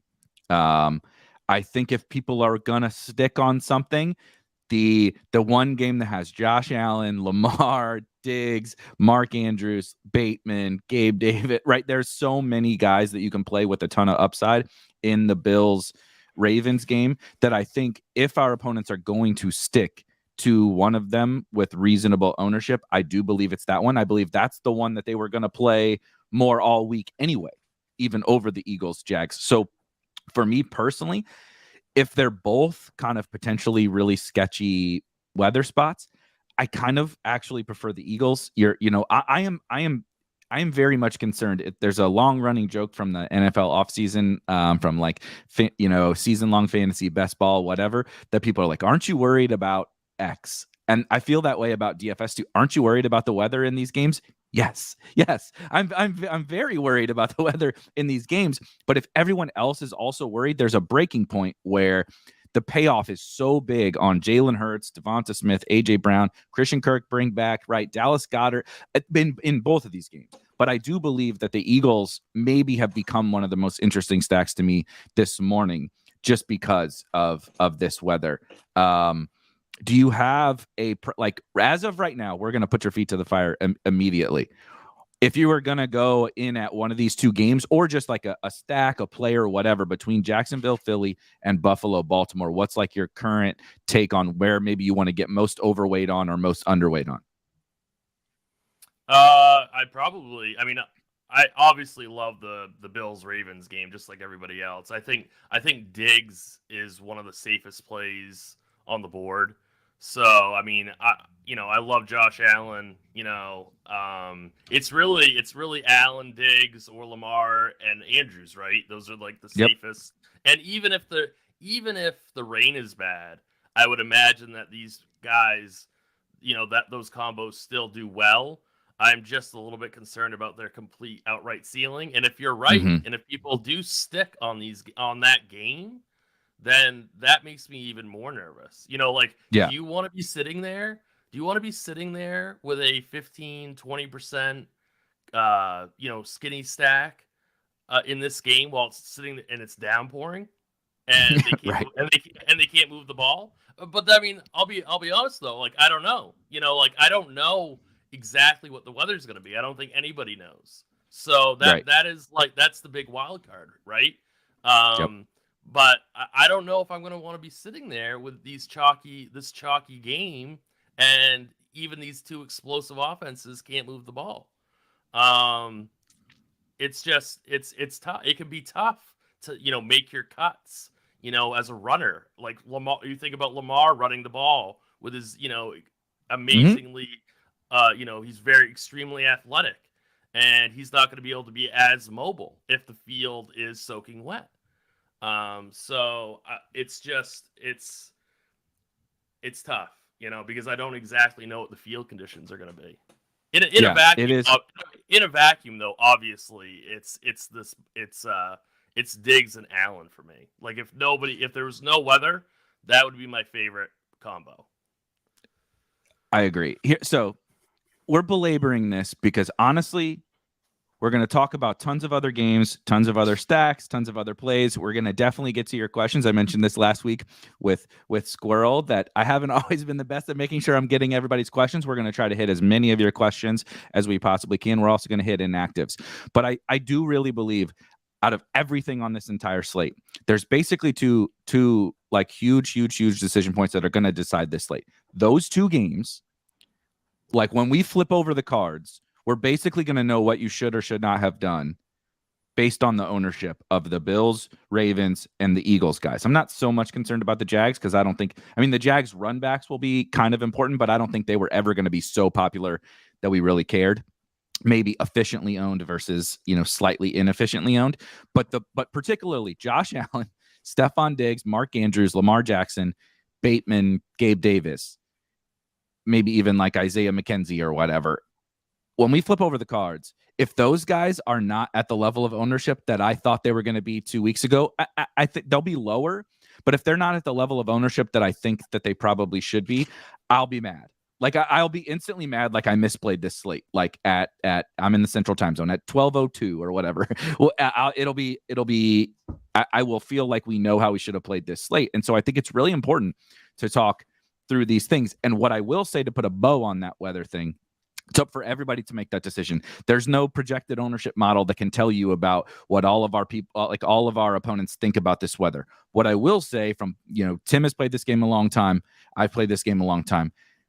Weather and kind of the shiny new last minute news item where people get scared. people are very afraid of risk naturally as humans. So when when you see orange, you think the sky is falling, literally, and they're just like, oh my God, I can't do it. There's other plays. What's the chance that Josh Allen and Diggs are the winner when it's a bunch of rain and wind? And I think if I had to put a guess, it's that everybody in both of those two games is probably under-owned relative to expectation. That doesn't mean low-owned, but under-owned relative to expectation, which in turn is going to make some of these other guys we're about to talk about maybe over-owned. So it's really important to kind of nail what you think is going to happen in those two games, because if people pivot off of those games and onto the games you're pivoting onto, now you've just played a drastically over-owned stack or over-owned play or whatever. So a couple quick things, some inactives. I appreciate you guys for pointing out Zay Jones is out. I thought that was pretty interesting, particularly for the Jaguars. Two reasons. One, if Christian Kirk isn't going to get, like, he's already getting a ton of targets. If he's not going to get a ton of targets in this game now without Zay, who's their second leading target share guy, then, I mean, geez, I don't know. It also kind of makes me like the ETNs of the world a little bit more. Maybe the Evan Ingrams, a little sprinkle of those guys a little bit more. Michael Gallup is active. Some people in the chat were a little smidge worried about what does that mean for CD. I don't think that means shit for CD, except, pardon my French, actually probably helps him. God forbid he has another competent wide receiver out there on the field with him. I think that's pretty good. And then for the Browns, Myles Garrett is obviously out. And this is another game that's kind of interesting. Myles Garrett is out and Jadeveon Clowney is also out. So we have a situation where they've kind of been a little sketch on defense. The Falcons have been a little frisky. I've called the Falcons, Tim, like this year's Lions. Everybody really likes the Lions now, but last year we didn't really like the Lions that much. The Falcons are like this year's version of it. Everybody thinks they suck, but these dudes are just frisky, man. They could be 3-0 right now with wins over the Saints and the Rams if they wanted to. So let's talk about that game really quickly, because I think it's a pretty fun one. What do you think about Browns Falcons as kind of one of the next games behind these main weather games? This is the game that I'm likely going to be targeting like the most. This is my favorite like full game stack on the board, just because there's so many different ways to attack it. I was really surprised. Like, I'm not like a big metrics projections guy when it comes to football, but I was surprised like Amari Cooper isn't rated better. I'm surprised that he isn't higher owned in our projections. Mm-hmm. Like, he's one of my favorite targets on the entire day. And so say you don't want to deal with the whole weather situation in those two premier games that we just talked about. I mean, this game's being played in a dome. This game has a higher over/under now than the Eagles game. So I mean, like that Eagles total has dropped like 5 points. So it's this is by far I really like to get to Marcus Mariota today. If you want to pay down at quarterback, a lot of people are going to pay down at Geno, which is fine. I'm not saying Geno's bad, but I prefer to get Marcus Mariota, I think, has double the amount of design runs for him than Geno does. You're going to get a really good rushing floor for Mariota.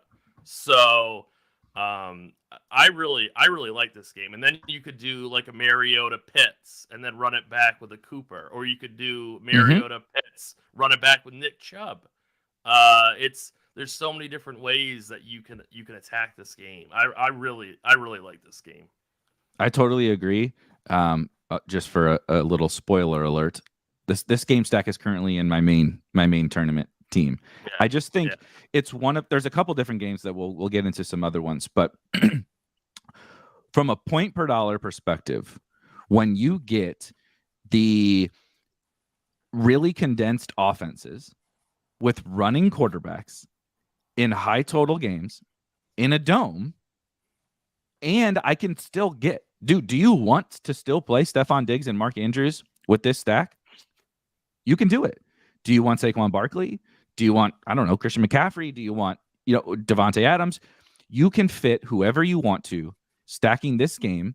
And on both sides, it is essentially two guys, maybe three, that accumulate all the targets, all the production. Cordell Patterson is active.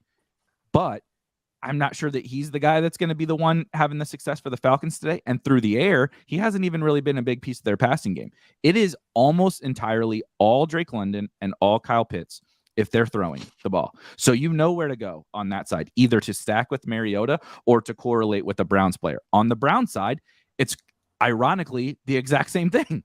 Amari Cooper, David Njoku. Week 1, it was Donovan Peoples-Jones, but he's been, we've thrown him back into the garbage. That's just an outlier. Yeah. I mean, that's not going to be a thing.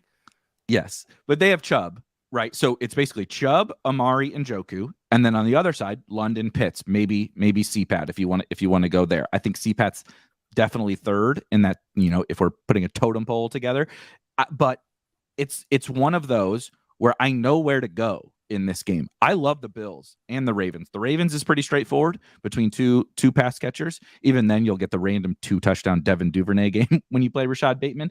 But on the Bills side, last week, they completed passes to like 10 guys. And I love Stephon Diggs and I love Davis, Knox, etc. But there are these tournament situations where, like you said, this is a high total game in the dome. Yes, both teams really like to run a little more than I would prefer, but that's also true in the Seattle and Detroit game where everybody's flocking to particularly the Detroit side. And do you think Detroit is going to come out pass heavy, throwing to Khalif Raymond and Quintez Cephas and, maybe a dash of Tom Kennedy? Like, no, they're going to come out and try to shorten this game, run the football. And who wants to do that more than Pete Carroll on the other side? And so if I were going to stack a game, like you mentioned, I obviously see the allure of Geno, but I think the Mariota and even Brissett, I think Brissett is playable in tournaments, mainly on DraftKings, but I think Brissett is playable in tournaments as well. And so I think this has become my favorite tournament game as well. Did I miss anything on this one? No, you didn't, because it's so concentrated. It's hard to miss. Yeah. It's hard. Yeah, It's hard even a dummy like me can figure this game out. Yeah, it's so easy to know where the ball's going to go in this game, and it's like I'm a single entry player, right? I love to know. I don't want to take like super high variance risks on strange plays. So this game feels very, very safe from a floor and a ceiling perspective. And I think. Here's a great question by Game Set Hooked. Is this a sneaky shootout? A, it shouldn't be sneaky. As Tim mentioned, the total is one of the highest on the entire slate. And B, yes, to answer your question to like the market sentiment, I do believe that it is kind of sneaky. But because of how condensed it is on both sides, these are my favorite things about tournaments. Perfect example. Everyone remembers the Ravens-Dolphins game, right? I'm not comparing this to the Ravens-Dolphins game, but I'm saying when you get really condensed on the Ravens, right? It was Andrews and Bateman. That was it. On the Dolphins, it was Tua and Waddle. That's it. And so even if that game doesn't go completely nuclear, if those guys accumulate all the production, right? Even if it's 24-21, if you get all the production, you can win tournaments with that stack. But then when you get that Ravens-Dolphins game and it goes nuts and goes way over the total, that's the like 6-figure, 7-figure day. That's when that happens. And so it's kind of like what I would call a small loss, big hit type of a situation. Like even if this game doesn't go nuts, it's so condensed and the prices are so good that it's like hard to really like get buried and you're always live. And then if it just explodes, you get a couple big plays, right? Kyle Pitts catches the 60-yard touchdown. Amari catches the 60-yard touchdown. Chubb has the 70-yard touchdown run. The game explodes, and you just crush everybody. Let's talk about Giants Bears. I just want to say about that comment from that listener. It's going to be more owned on FanDuel for what that's worth. The Falcons are going to be a little bit higher owned on FanDuel, but on DraftKings, I think it's going to be a lot sneakier. So I just wanted to touch on that real quick.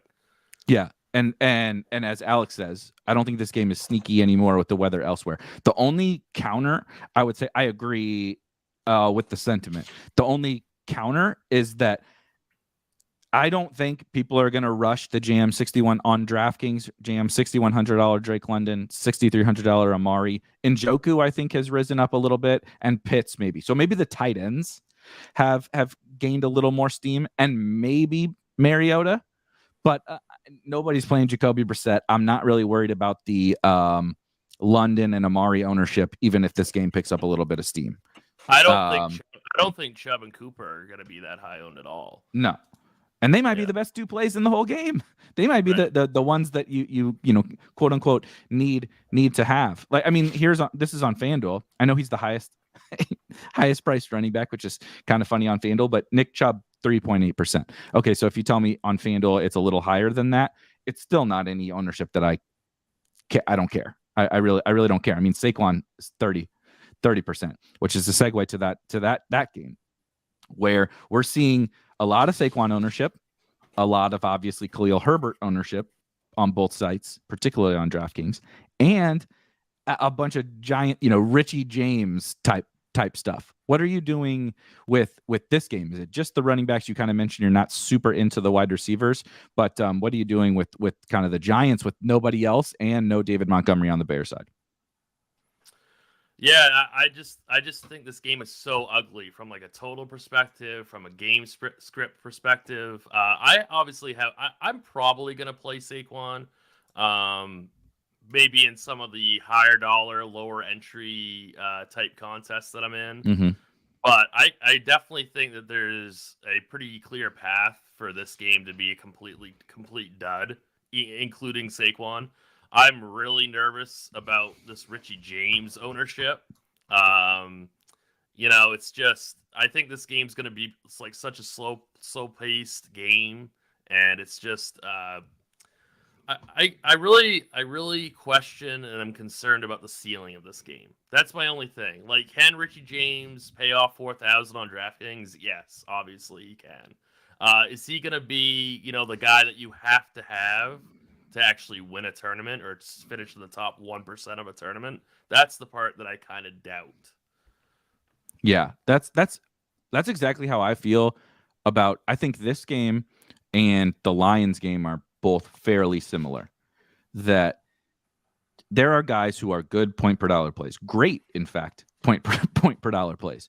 But if you are going to like sit me down and say, does this game have any chance, like almost any chance, of totally blowing up and being the game you need to have players from?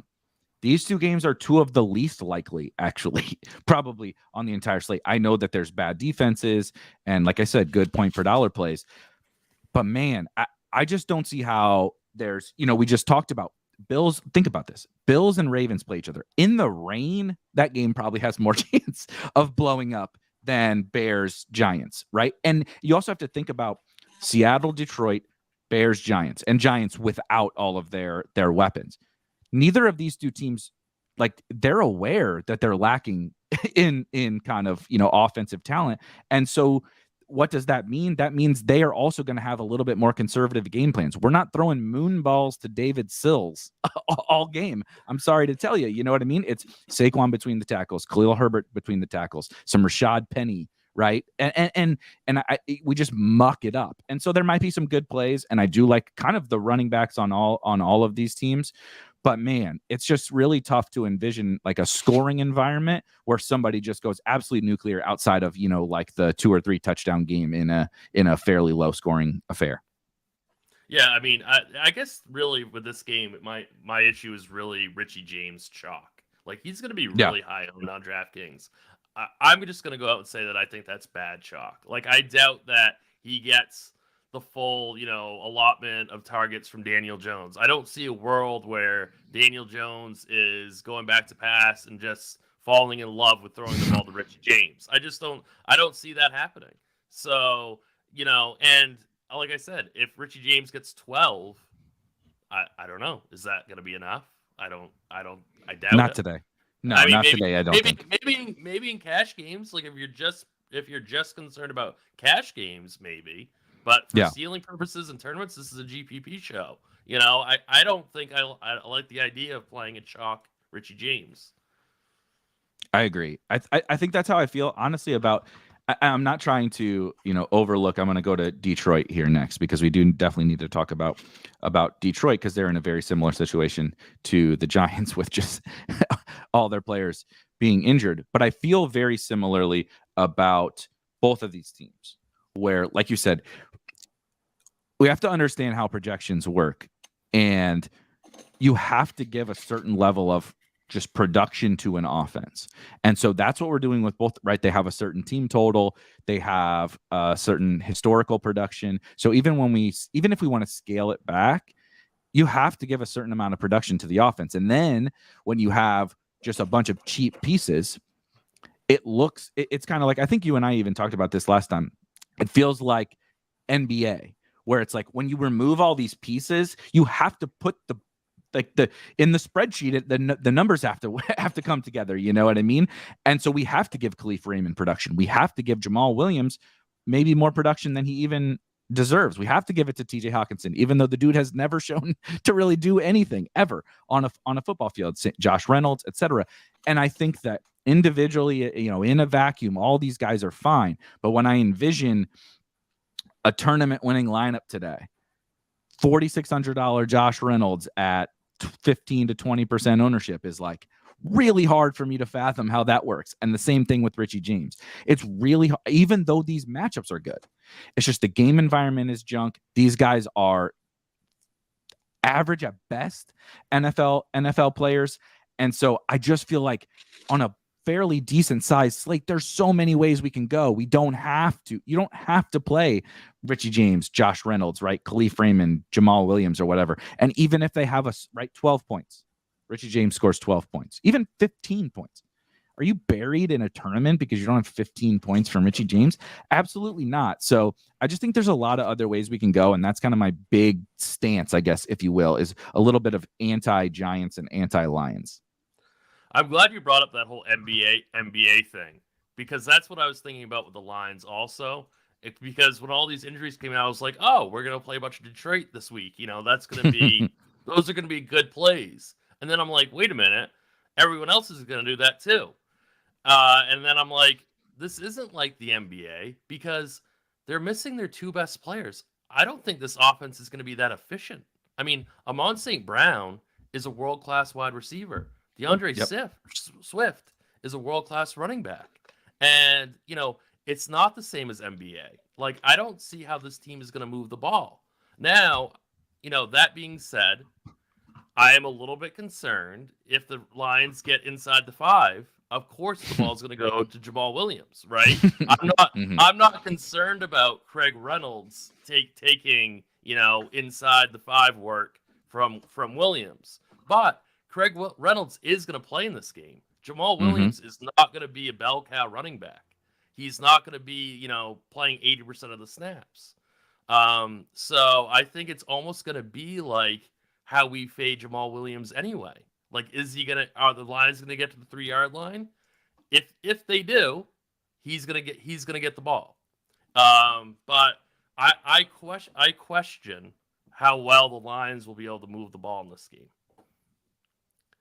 I will also say I really like Rashad Penny in this game. I think he's my favorite tournament piece from this game would be Rashad Penny. I totally agree. And Tim, I promise you, we're getting not the Tim I'm speaking to over video. Tim I'm speaking to with the trash man as his avatar. We're not not committing to picks. I assure you. And also, if you have access to RotoGrinders Premium, I have all of my favorite plays are tagged here in Lineup HQ. So I promise you, we will get to tons of different guys that we like. But I think what you're seeing is that a lot of the most popular and most important games are some of the plays we have to talk through them. We can't go through an entire hour show being like, oh, we're never going to talk about Detroit. We're never going to talk about the Richie James or whatever, because they're the highest projected plays, the best projections, and the highest ownership. But I think there are just so many other ways that we can go, like the Browns Falcons game. Tim and I both really like kind of all the pieces on the Browns Falcons game. I think if I were to kind of really pick out somebody in that game, I think it's in Njoku on the Browns side. Just that price is so crazy, and I don't think his ownership's going to get out of control, even though I'm a Kyle Pitts stan.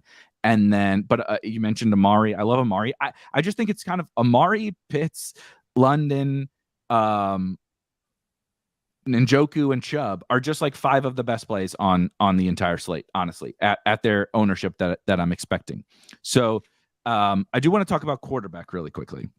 We'll run down some of these positions. I think we talked about, honestly, kind of the most notable games: Cleveland, Atlanta, Buffalo, Baltimore, Seattle, Detroit, and Chicago, and Philly. Where are you going at quarterback? If not for, is there anybody else that interests you? Any stacks? You mentioned maybe not Geno. We have the weather games. Herbert, anything like that? Are you interested in anybody else at quarterback? Not really. I kind of have some interest in Aaron Rodgers.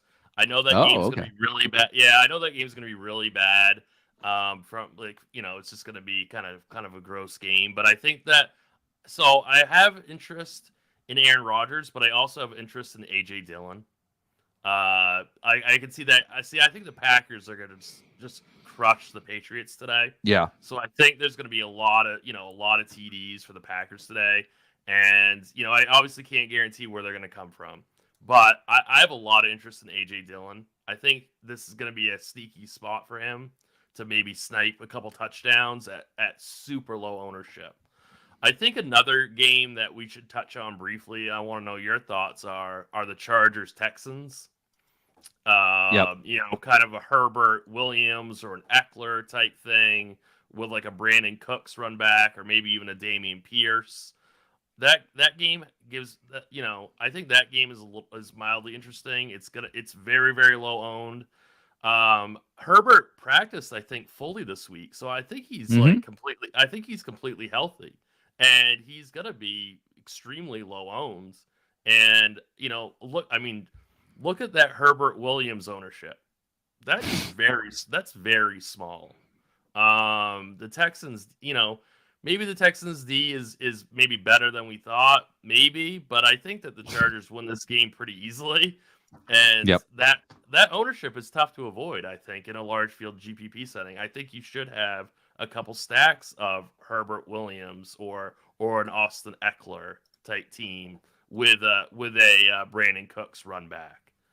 I totally agree. I think this is there's a game I'm going to follow up with after this that I feel very similarly to the sentiment around the Chargers. Look, I understand why other games project better. I like other games better from like not thinking about ownership and all that kind of stuff, right? Who doesn't like the Bills more than the Chargers?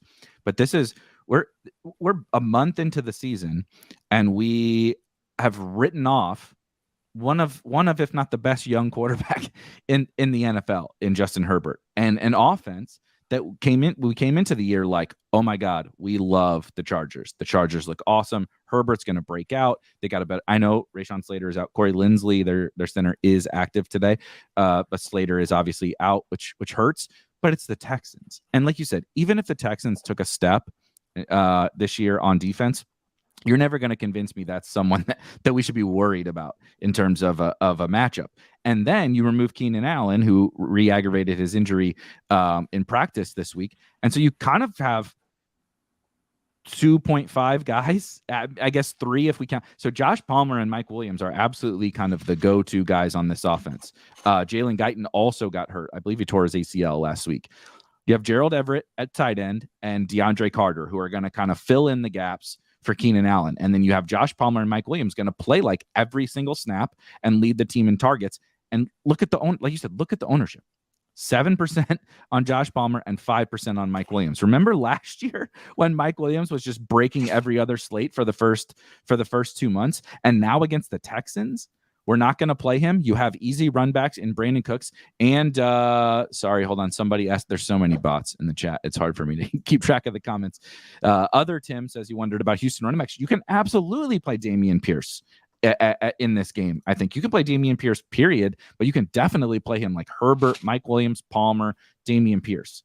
I absolutely think that this game is one of the more under-owned games because everyone is just kind of like, I don't know. Everybody's written off the Chargers.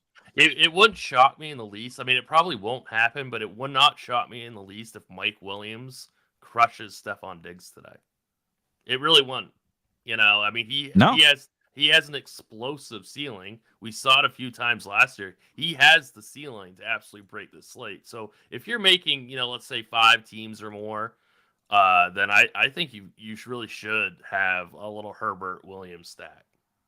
I love that. A similar game to me, like very similar. I'm a little more worried about this particular offense because there was a smidge more uncertainty coming into the year. But Broncos Raiders also screams to me of an awesome tournament game.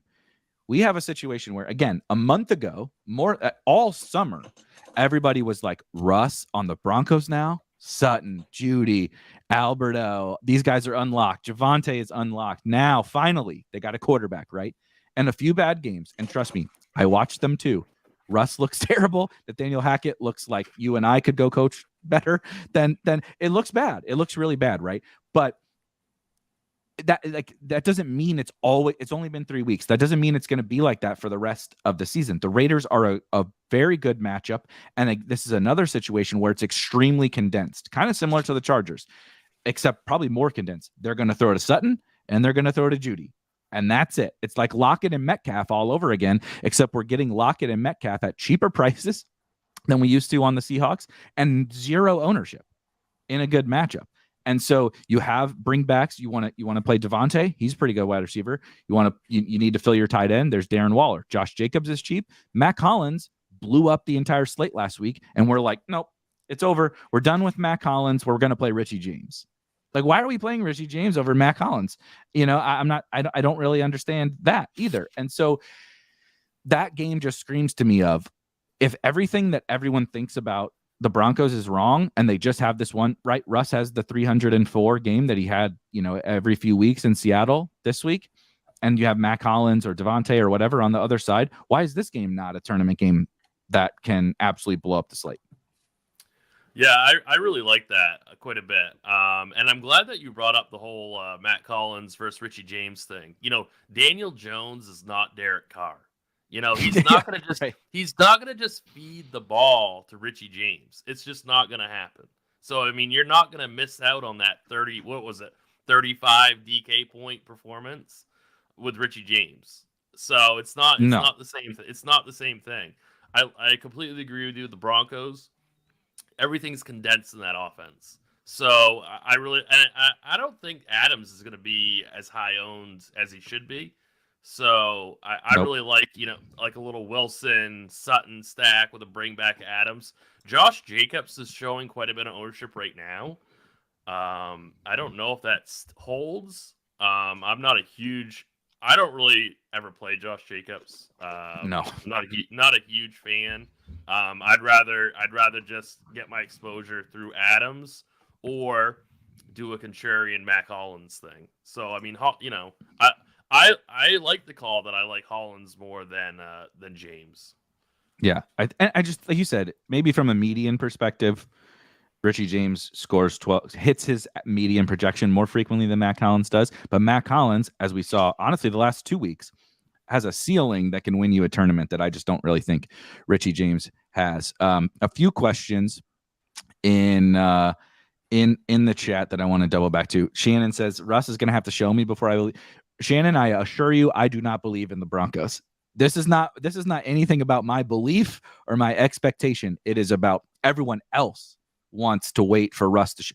Once you wait for it to happen, it's too late. The people who play Russ when it happens, that's who wins tournaments. So very much just kind of a DFS tournament type of thought process. Not my. I'm watching the same games that you are, Russ. It looks bad. It looks really bad, and he's doing all these god awful commercials. The whole thing reeks of maybe it's over for Russ. But if it's not, that's how we can win. Shannon also mentions that she likes Eckler here. We didn't really talk a lot about Eckler in that game. Same thing. Eckler, if you play, season-long fantasy, was like the 5th overall pick in fantasy drafts. Now against the Texans, we're like, nope, can't play him because he's not getting like the goal line carries, right? And it's like, Yeah, but he can still score 2 touchdowns without getting the snaps from the 2-yard line. It's kind of the same thing as the Broncos. Am I expecting it? No, I have the same concerns. Aren't you worried about Austin Eckler? Yes, very much so worried, but that doesn't mean that he can't have a big game against the Texans. Sean asked, can you stack Herbert with the Williams and Eckler? Yes, I believe that you can. If this game blows up, you're really going to need the Texans to push. So Brandon Cooks would probably be a must. Definitely a Texans player needs to be on this team because you're going to need the catches from Eckler. You're going to need them to pass. I would prefer just doing Herbert Williams or Herbert Eckler, Yeah. but you can, and like you said, make sure you run it back. You have to run that back with somebody. Yeah, because the Texans need to be pushing them big time. I think honestly for Eckler, I would almost make a rule for Eckler, period. Mike Williams doesn't necessarily need it because he can catch 2 long touchdowns, but Eckler needs that pass game volume. Like I would probably need Cooks, Pierce, whatever. If you like Nico Collins or something crazy, I think I would make a rule for the Texans with Eckler. There was a couple of, Jacob, I wanted to hit this one. I wanted to get to kind of some of these other off the radar type plays that I do like this week that I wanted to get Tim's thoughts on. And DJ Moore is one of them. And this is another one. We talk about you want to see something before you start to believe. This is not belief in the Panthers. Let me tell you, I don't believe in the Panthers. That organization, they just need a clean house. It's a disaster. Baker sucks. The coaches suck. But one player I know who doesn't suck, is DJ Moore. He's 5,300.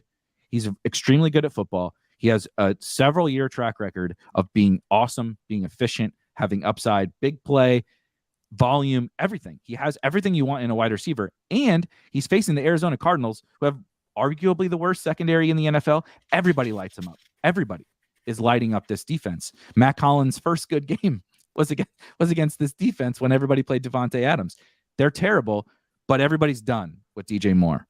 And so I'm willing to take that plunge one more time. Probably if he doesn't do it this week, I'll show up with my tail between my legs next week, and we're totally done with the Panthers. But if everybody else is done on DJ Moore in like basically the best matchup in the NFL at 5,300 on DraftKings, I can't leave a slate without some DJ Moore. I think it's a great play. I'm not going to have him in my single entry build. I'm fine with it. If you wanna have him in some tournaments, like you said, everybody crushes the Cardinals.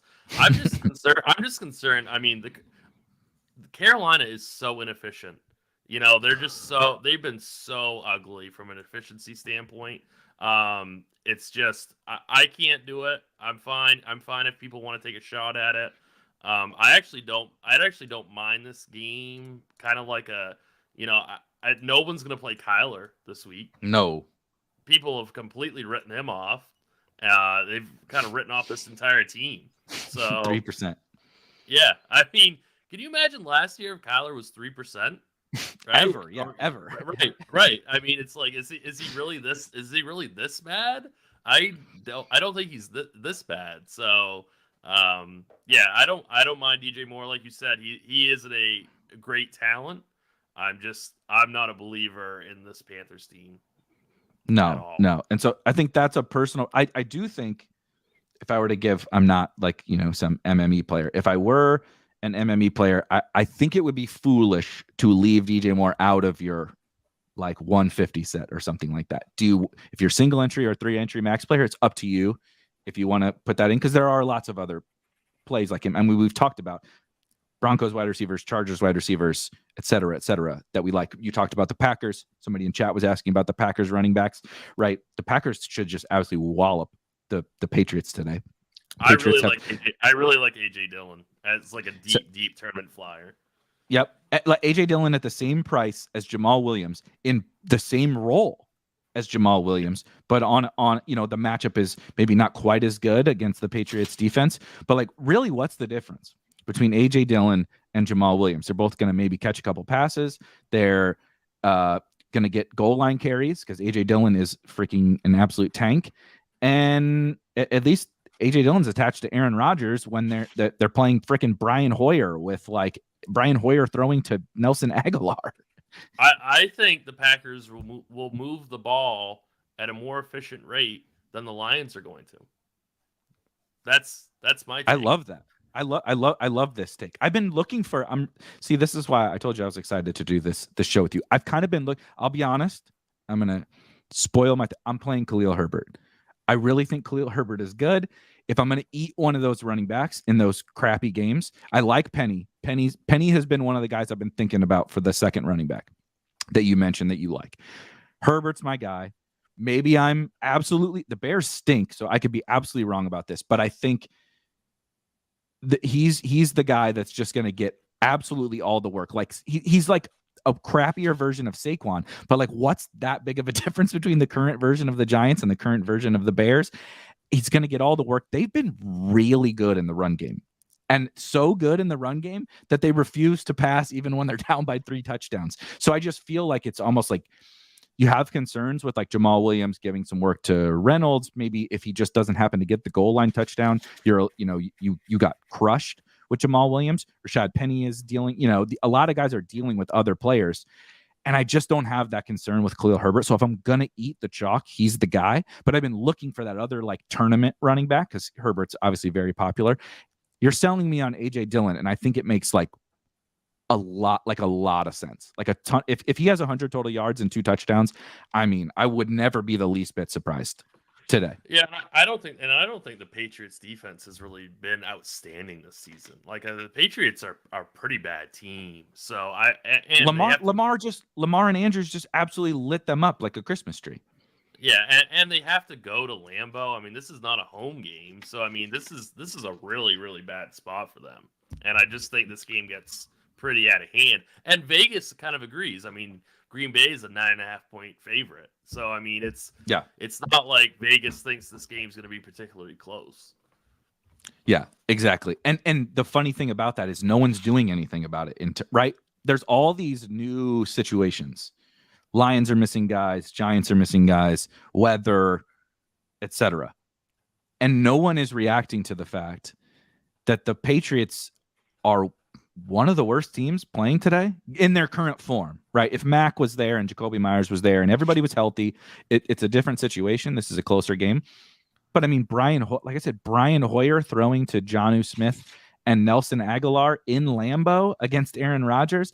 I mean, as we're going to kind of start to wrap up, I want to talk about defense really quickly because I think it's kind of tough. But as you were talking through all of that, I'm like, I don't know, man. Green Bay, I know it's really expensive. Green Bay defense seems pretty good to me. Green Bay defense and A.J. Dillon's got to be one of the stronger kind of correlation plays that literally no one is going to have today. So, do you like the Packers defense, and are there any other defenses you're honing in on today? Yeah, I do like the Packers defense. It's not like a smash play. I don't usually like to pay up at defense like at all ever. I think that there's a lot of reasons to kind of like never do that, if that makes sense. Yep. But it's definitely warranted today though. I mean, it makes sense. I think if I'm going down, I kind of like getting a little bit of leverage against a lot of teams with the Bears defense. The Lions are going to be really high owned, and if they bust and the Bears do get a couple turnovers, maybe a defensive touchdown, not only are you going to be wiping out all those line stacks, but you're going to be, you have a good, solid, cheap defense. I think the Jets are kind of interesting as a defense today. I don't have much faith in Trubisky in the least. So, no. I mean, I'm not saying the Jets they're good or anything, but, it's just a punt, right? But yeah, if I'm paying up for defense, then definitely it's Green Bay. And I like Green Bay. You see on DraftKings here, the Steelers we have projected as the highest owned defense, and the Giants. Really? I didn't see that. Yeah, I hadn't seen that before just now either, and that's why the Packers I thought were interesting. That 500 more for 2% Packers versus the highest owned Steelers. And I get the Steelers, of course. But you're absolutely right, Eric. I'm sorry to interrupt you, but if the Steelers are going to be the highest owned, then I would definitely find the 500 to go to the Packers. I didn't know that they were going to be that high owned, the Steelers. So definitely, I do like all all of these cheaper options, like you said, just to hit on a couple more. I actually really like the Jets and the Bears for the same reasons that you do. I think no one is playing Kyler, like you mentioned. Nobody. We're out on the Cardinals, and I'm probably not playing the Cardinals. I get it, but then no one's playing the Panthers defense. Last week, the Panthers were the chalk, scored a defensive touchdown. Everybody sell it. We all, hold hands as all of our Panthers defensive teams rise up the leaderboards. But now we're not playing them against this offense that we think stinks, right? I don't really get that. The Broncos are somewhere on here, like really low, 3%. I don't particularly think it's an awesome matchup against the Raiders, but the Raiders' offensive line is terrible. The Broncos' defense is really good. Why are they still winning with Russ playing like me out there? It's because of this defense. This defense is shutting everybody down, and the Raiders are going to pass a lot. We want lots of passing, right? I mean, Derek Carr doesn't make a ton of mistakes, but bad things happen when you throw 40-something times against a good defense. So I kind of like to live in this range. Like you said, Jets, Bears, Panthers, Broncos, those kind of teams, I think, are just either good defenses that no one's playing, or like really good matchups or leverage, like the Bears, that no one is playing. Just to hit a couple of the final questions, and then we'll get out of here with our kind of final wrap up. Squatch, we talked about this at the very top. Kind of up to a personal preference, what the weather is like in those two games. It's definitely not going to be perfect weather, but it's kind of a decision that everybody has to make. People have been asking about Noah Brown. As TJ says, Gallup is back. I think if I were to make my personal assessment about that situation, is that Gallup is definitely going to hurt Noah Brown. I don't think Gallup is going to hurt CD. I think Gallup might help CD. Noah Brown's still going to play. Now they at least have a competent 3 wide receiver set, which is probably good for them, and Schultz is back. So I think the Cowboys are interesting, but I don't think CD is someone I'm going to worry about. Nathaniel mentions, would you be surprised if that game hits? No, I wouldn't, actually. So I think that's another reasonable tournament team that we haven't discussed. Cowboys and Commanders, maybe more of like secondary stacks. I don't want to play Cooper Rush, but I think those guys are all reasonable. Anything else I missed before we kind of wrap up here, Tim? Just real quick on FanDuel, the Raiders defense are the stone men, so I think there's a lot of reasons that you could play them, even though we kind of like Denver today, but it's always good to find a decent stoneman D. So I just wanted to touch that for our FanDuel players. Yeah, and they're not even the highest owned defense, and everybody has watched Russ play. We all have seen. No one is the let's ride thing. Like no one is riding anything. Russ might ride the pine here pretty soon if he doesn't get his stuff together. But how I always like to wrap up, Tim, is one. This is the final tournament takes. What is the one final tournament take you have that like this is going to be in, the Millie Maker winning lineup, or the one thing that blows up the slate that you need to play in tournaments? I think it's Amari Cooper. That's the bottom line. That's the guy that I'm definitely playing in my single entry team today. I'm going to say he gets another 10 receptions today, and gets 2 TDs, and you have to have him to win even in 150 max setting. I love it. I am going to go. I'm going to piggyback on what the chat is. The chat keeps talking about Noah Brown and all of that. We're going to go CD. Michael Gallup comes back. Cooper Rush is apparently just the best backup quarterback in the NFL. Gallup comes back and helps stretch the field.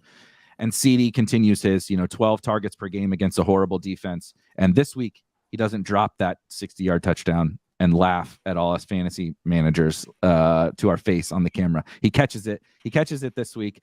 And so 100 yards and 2 touchdowns for CeeDee Lamb today. That wraps us up. Tim, always a pleasure. Thank you for joining me. You guys got the Crunch Time crew coming after us. And I will see you guys next week. Peace.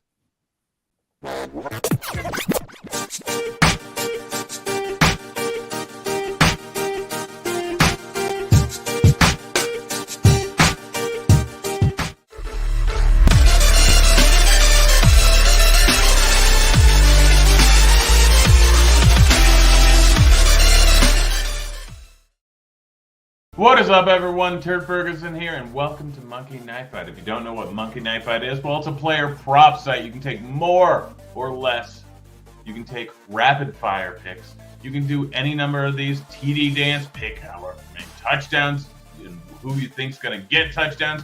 Everything from A to Z, anything you want to put money on this site, they pretty much have it. And if you use the promo code GRINDERS, go get signed up with that, and you get 100% deposit bonus up to $100. It's free money. All you got to do is play through it. And if you don't know what you're doing, don't worry. We got you covered each and every week, giving you out some free picks here. Let's just get right into it. First off, I have a 2 out of 3 rapid fire in the Bills versus Ravens game here. Now, I have Lamar Jackson getting 1.5 fantasy points versus Josh Allen. Yes, Josh Allen has been incredible. Yes, Josh Allen does have an easier matchup, but we're getting 1.5 fantasy points. Lamar Jackson can do it on the ground a ton, can get a ton of rushing yards. Love that floor, love that ceiling combo, and I'm pairing him with Mark Andrews to get more points than Stefon Diggs, but he's getting 2.5 fantasy points here, so he just has to come within 2.5 fantasy points of Stefon Diggs. I know Diggs has been great this season, but Andrews has been fantastic too. So pairing those two guys together, love it. Both of them getting points. Last up, Devin Singletary versus Gabe Davis. Singletary getting 1.5 points. Easy money here. Singletary, I projected to get more fantasy points than Gabe Davis. It's that simple.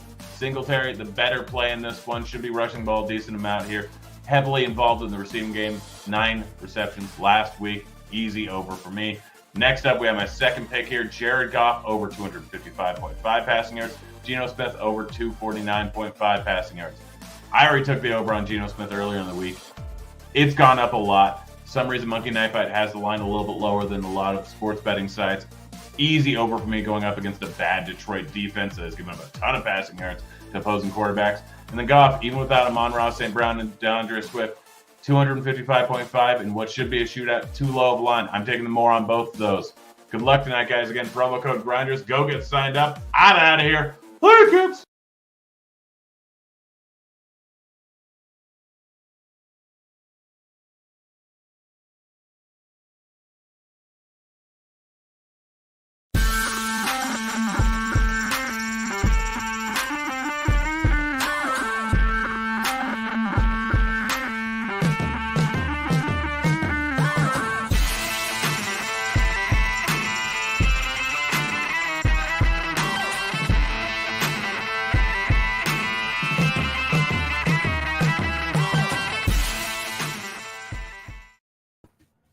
What is up, Grinders? We are back for another edition of Crunch Time. It's Sunday. We got the Chicago crew back. Dre's wearing another Saints jersey. I'm excited.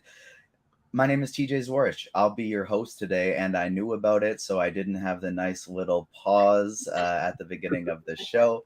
I am joined by two of the best DFS players in the industry, a couple of live final connoisseurs, tournament GPP experts. Kristi Metzger, Krayton, how you doing today? Hey, I'm doing great. Great to be with you guys again. I feel like this is kind of our Sunday ritual, breaking down the slate together and get some great plays. So just can't wait to break everything down with both of you. It is. I'm excited. My week-long strategy that I've had that I talked about with Dre on the FanDuel Friday show is souring a little bit due to some weather, but we're going to dive into that. I've buried the lead with my second guest today. I've mentioned Dre's name 3 times already. Andre Alford, Jersey 26. How you doing? I'm doing it right here, trying to figure out who I want to play for quarterback. Who I'm trying to play for quarterback in my FanDuel lineup that I'm running. But other than that, just trying to hang in there. Also get my DK lineups in as usual. Yeah, and so we'll give you some time on that one. We're actually going to start with FanDuel today, our sponsor. FanDuel, you can sign up for the FanDuel Sportsbook if you're in a legal sports betting state and take advantage of their no-sweat first bet up to $1K. Terms and conditions apply. Check out RotoGrinders/reviews for more. And let's dive into it. Let's start getting right into this FanDuel slate today. And I'm playing a lot over there because I really like the $5 contest. And so I decided to run 150 lineup. There's 300K to first, and then it's a nice balanced payout structure. And there's still about 25,000 spots in that one with only 30 minutes to lock. So make sure you check that one out and hit the like button as well. We got 500 people watching, and the guys before us, they kind of let us down. with the like button. We don't even have 100 here. So we got to boost this up. I want 200 by the end of this show because we got a ton of people watching. All you got to do is slide your finger over there and hit the like button. But let's get into some FanDuel. Let's talk stacks and teams we like, strategies as a whole we like, kind of our overview before we talk about position by position. Kristi, I want to start with you. Who do you like today? Yeah, absolutely. So when I started the week, and there was really 3 quarterbacks and kind of a couple games that really stood out to me. Obviously, that Buffalo-Baltimore game is a super attractive game, but we do have some weather issues in there that you kind of mentioned prior. But I still think it's just an absolute great game. You've got Josh Allen, you've got Lamar Jackson, you've got just tons of fantasy goodness on both sides of those offense there. So that's certainly a game that's great. We also have weather issues in that Philadelphia game with Jalen Hurts. So, kind of 3 of my top quarterbacks to start the week, Hurts, Allen, and Jackson, do have some challenges there. But it's going to be really interesting to see where ownership shakes out, because it does feel like the field starts to get off of, maybe takes less risk and maybe gets off in some of those games too. So it'll be interesting to see where ownership is. But I still think that's one of the best game environments on the slate. A couple of lower owned game environments that I think are very good too, especially on the tournament side. You've got Justin Herbert, you've got Marcus Mariota, you've got that Las Vegas Denver game that I think is a little bit sneaky too. So there's definitely some good GPP plays in there. But I think for the most part, I've got a pretty high concentration on that Buffalo Baltimore game, even though there's a little bit of weather, and I think that is one of the premier games on the slate for sure. I like it a lot. In my main lineups today, I'm playing 150 on FanDuel, and then I'm running kind of a single entry cash style lineup that has a couple differences in it, and then a few game stacks of that Baltimore and Buffalo game. But in my 150, I didn't really change much. I limited some things, and I threw in some Jacksonville and some Buffalo defense in my main lineups. But on my 150, I really just let the full game stacks roll. I really just let my big trying to finish first in those tournaments with Buffalo, Baltimore, and Philly, where we're worried about the weather. I sprinkled in more other quarterbacks. I was planning on just running 150 with those 3. I sprinkled in more because of the weather, but I'm still going very, very heavy on those 3 despite the weather. Dre, what's your overview today on the slate?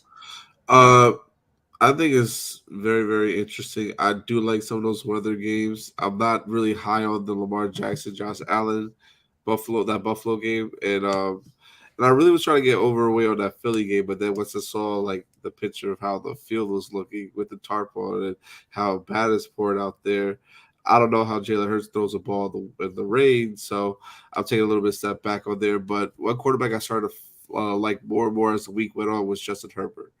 So I started to try to be more on him and as the week has gone on. And I think when we talked about it on the show on Friday, that's when I really was like, yeah, that's my guy. So I think I'm trying to get a lot of Justin Herbert, get over the field, especially with Keenan Allen out. We know who he's going to pass to and see how that goes. I know a lot of people want to play Austin Eckler, so I think that's an edge you can get right there. And I also do like Russell Wilson a good amount. Just going to get the Vegas defense that is porous a little bit. I think Sun can have a big game, and I also don't. And I see where you can run it back with like a Devontae Adams here, or a Mac Hollins, or both of them, and make it a full-fledged game stack. But yeah, those are like my top quarterbacks. I do like Geno Smith a lot too, and Marcus Mariota as well. Yeah. I think those are all pretty reasonable options. I'm going to be still going heavier on the big 3 guys, but I think you brought up a very good point about guys like Justin Herbert and some of the others that you mentioned, where we know exactly who they're going to be throwing the ball to. Even Jalen Guyton's out today for Justin Herbert. And so you got Everett, you got Mike Williams, and there's a couple Mike Williams questions in chat. And I think we do like Mike Williams today. Cash games, tournament, season long, whatever. I think he's a reasonable play with Keenan Allen out. But I did throw in some game stacks of Justin Herbert in that game, but then I also do have a lot of Austin Eckler. We're going to start with FanDuel as we go position by position because you're both such strong tournament players. I don't really want to limit one person to cash, one person to tournaments. I'm thinking I want first off to answer your top 2 or 3 plays, ownership aside, for optimal lineups at each positions, and then your favorite tournament takes, and I'll get kind of both of your opinions on that one, so that way the people can all get all the goods. So let's start at the quarterback position. If you're playing a cash game, you're playing a single entry, who are you looking to? Do you feel the need to do any stacks? And then who are your favorite tournament pivots? I'll start with you, Kristi. Yeah, so for quarterback, I really like Josh Allen. I think he's one of the more optimal plays. I know, again, there's some weather issues, but I actually really like he and Lamar Jackson quite a bit.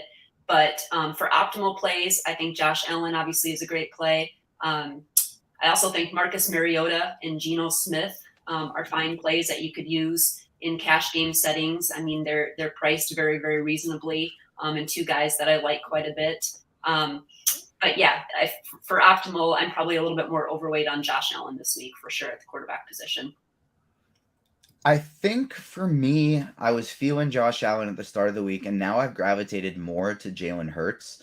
And the reason for that is because all 3 of these guys are in ugly spots. And with Josh Allen, I kind of feel like I need to play him with Stephon Diggs, or I need to play him with Gabe Davis, Dawson Knox, Isaiah McKenzie, somebody. Because yes, he can run. Yes, he absolutely can get some rushing touchdowns. But when compared to Lamar Jackson and Jalen Hurts, I would kind of rather put one of those 2 guys out there naked as opposed to Josh Allen. And so Hurts is kind of the guy I've been gravitating towards in cash. How about you, Dre? Quarterback wise, top 3, that's tough for me. Like, I was so sure I was so sure earlier in the week what I wanted to go with, but it's been changing up little by little. But I do like Geno Smith this week a lot in tournaments, especially, and I think you can use him in cash too as well. It's just not worried about that Detroit side if they're going to be able to push him or not. But Marcus Mariota is definitely a top option for sure for me. And I'm going to probably have to go with Lamar Jackson. I like Josh Allen a lot, but he has so many different targets you could pair her with. Lamar Jackson is pretty simple. It's him, Mark Andrews, or Bateman. Or Duvernay if you want to once in a while, but that's a GPP play. But I think just those 3 guys with Lamar can work out a lot. Yep, I'm with you. I like that a lot. Any 3 of the options of Hurts, Allen, and Lamar, I don't think you can go wrong with in a cash game setting. If you want to go cheap, roll out Mariota. It's not for me, but the projections don't say it's that bad of a play today, and Dre likes it. So, I mean, if you want to roll it, who am I to tell you not to? Let's look at the running back position. We got Saquon Barkley as the highest projected player at 8,100. He's got all kinds of tags beside his name. Second highest projected player we have is Jonathan Taylor. McCaffrey is expected to play against Arizona, but he's unlimited in practice throughout the week. Austin Eckler is somebody who started without much buzz and has picked up more throughout the week. Jamal Williams is obviously in a good spot with no DeAndre Swift, Khalil Herbert with no David Montgomery. And then Josh Jacobs is somebody who's cheap, projecting pretty well, and picking up a lot of ownership as well. Who do we like in cash games, and who are our favorite tournament pivots? I'll start with you, Kristi. Yeah, so for cash and more optimal plays, there's a few guys. I think Barkley is a fantastic play. I really do. He's still, I mean, he's just getting so much of the offenses running through him. They're down so many receivers now that I think, Barkley's in the conversation. Jonathan Taylor, I love his price point on FanDuel this week at just 8.7K. I mean, I think he's going to have a big week. Certainly like him.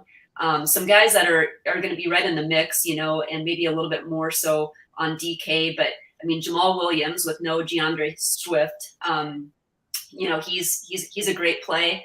Khalil Herbert, very cheap on DraftKings, 7.2K on FanDuel. So I think those guys are guys that are certainly in the cash conversation and optimal conversation. I also think Najee Harris, just the volume there in that Jets game. I like him quite a bit. He's not somebody that I normally play a ton of, but I do like Najee Harris and think he's interesting. A couple of guys, I think with Jamal Williams, he's a guy that I'm maybe a little bit. I have lesser.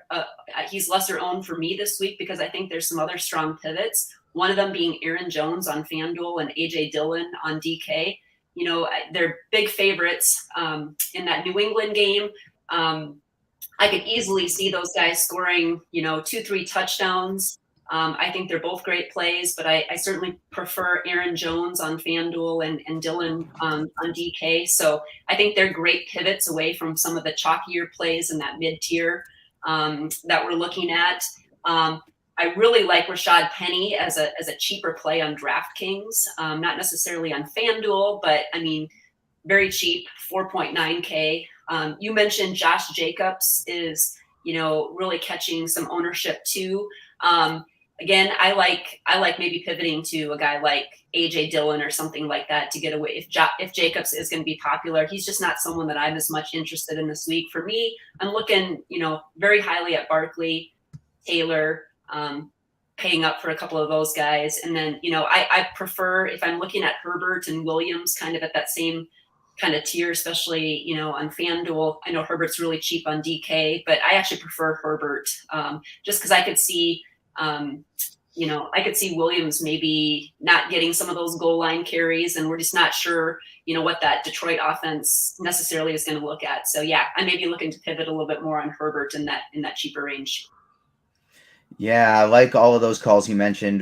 Dre and I talked about this on the FanDuel Friday show. We've been liking these expensive receivers in the past, and playing a receiver at the flex position. But this week, it's tempting to run 3 running backs and pay up at these spots because we got so many great options. I think my favorite of the entire bunch is going to be Jamal Williams. Number 2 for me would be Saquon Barkley. 3, Jonathan Taylor. 4, Khalil Herbert. 5, Austin Eckler. But those are my top 5, and I love them a lot. I really like the AJ Dillon call for tournaments. He's somebody that I'm getting to quite a bit because I have 0 Josh Jacobs in my 150 lineups. Tony Pollard, I think, is an interesting tournament option. Derrick Henry, I think, is a good tournament option. I have a couple sprinkles of Penny, couple sprinkles of Dameon Pierce, a little bit of Nick Chubb in there just because he's so low owned. And then I like the Craig Reynolds call as well. Reynolds, I think, is interesting for tournaments if you want to pivot off of you're talking about pivoting up to Herbert, but I like going to Reynolds as well in tournaments. I do too. I forgot to mention him, but you're right. I mean, he could easily get some traction and get a couple touchdowns. And so, yeah, I like him as a lower owned call. Especially if this game gets a little ugly either way. Detroit's missing a lot of guys. If Seattle gets ahead, Reynolds could end up getting in there a little more, maybe get involved in the passing game. Ramondre Stevenson is another guy I don't mind as a tournament pivot. Dre, who do you like today at the running back position, FanDuel specifically for optimals, and then as your tournament pivots? Running back, yeah, that's tough. Another tough position because, they priced up Herbert and Williams a lot, so they got proactive there. One thing that FanDuel rarely does, but I do like. I would say top 3 is going to probably be Herbert. I want to say Saquon really bad, but you know what? Don't even feel the need to focus on FanDuel specifically if you don't want. We'll differentiate between FanDuel and DraftKings, but 15 minutes to lock. We'll get into it. I just feel like the plays are all the same and similar on both sides in a way for the most part. I really do like Rashad Penny a lot, though. That's another guy I think I like. He's climbed up a lot for me just over the past 24, 48 hours. So Rashad Penny probably coming at number 2 or number 3. And then the last one I want to say, it's tough. I really, there's so many good running backs this week that I really can see a pathway to being in the top lineup. But I'm going to say my next one is probably going to have to be Saquon. It's going to have to be just because of the workload he's getting there. But it's really, really tough. He's too expensive on. I would love to say Chubb, but he's too expensive on FanDuel. But on DK, I love his price. Yeah, I think for when I'm running, I wouldn't get to Chubb in a small single entry type setting. But in 150, I like trying to get double the field on that small number just because it is Nick Chubb. He could go off. We talked about liking Mariota, and we'll get into these receivers a little bit here as well. And so I don't mind running a Mariota stack in there. Quick QQ before we get to the next position. FanDuel Cash, $7,100 left for flex. You to put it in Najee Harris, Javonte Williams, Damian Pierce, or Rashad Penny.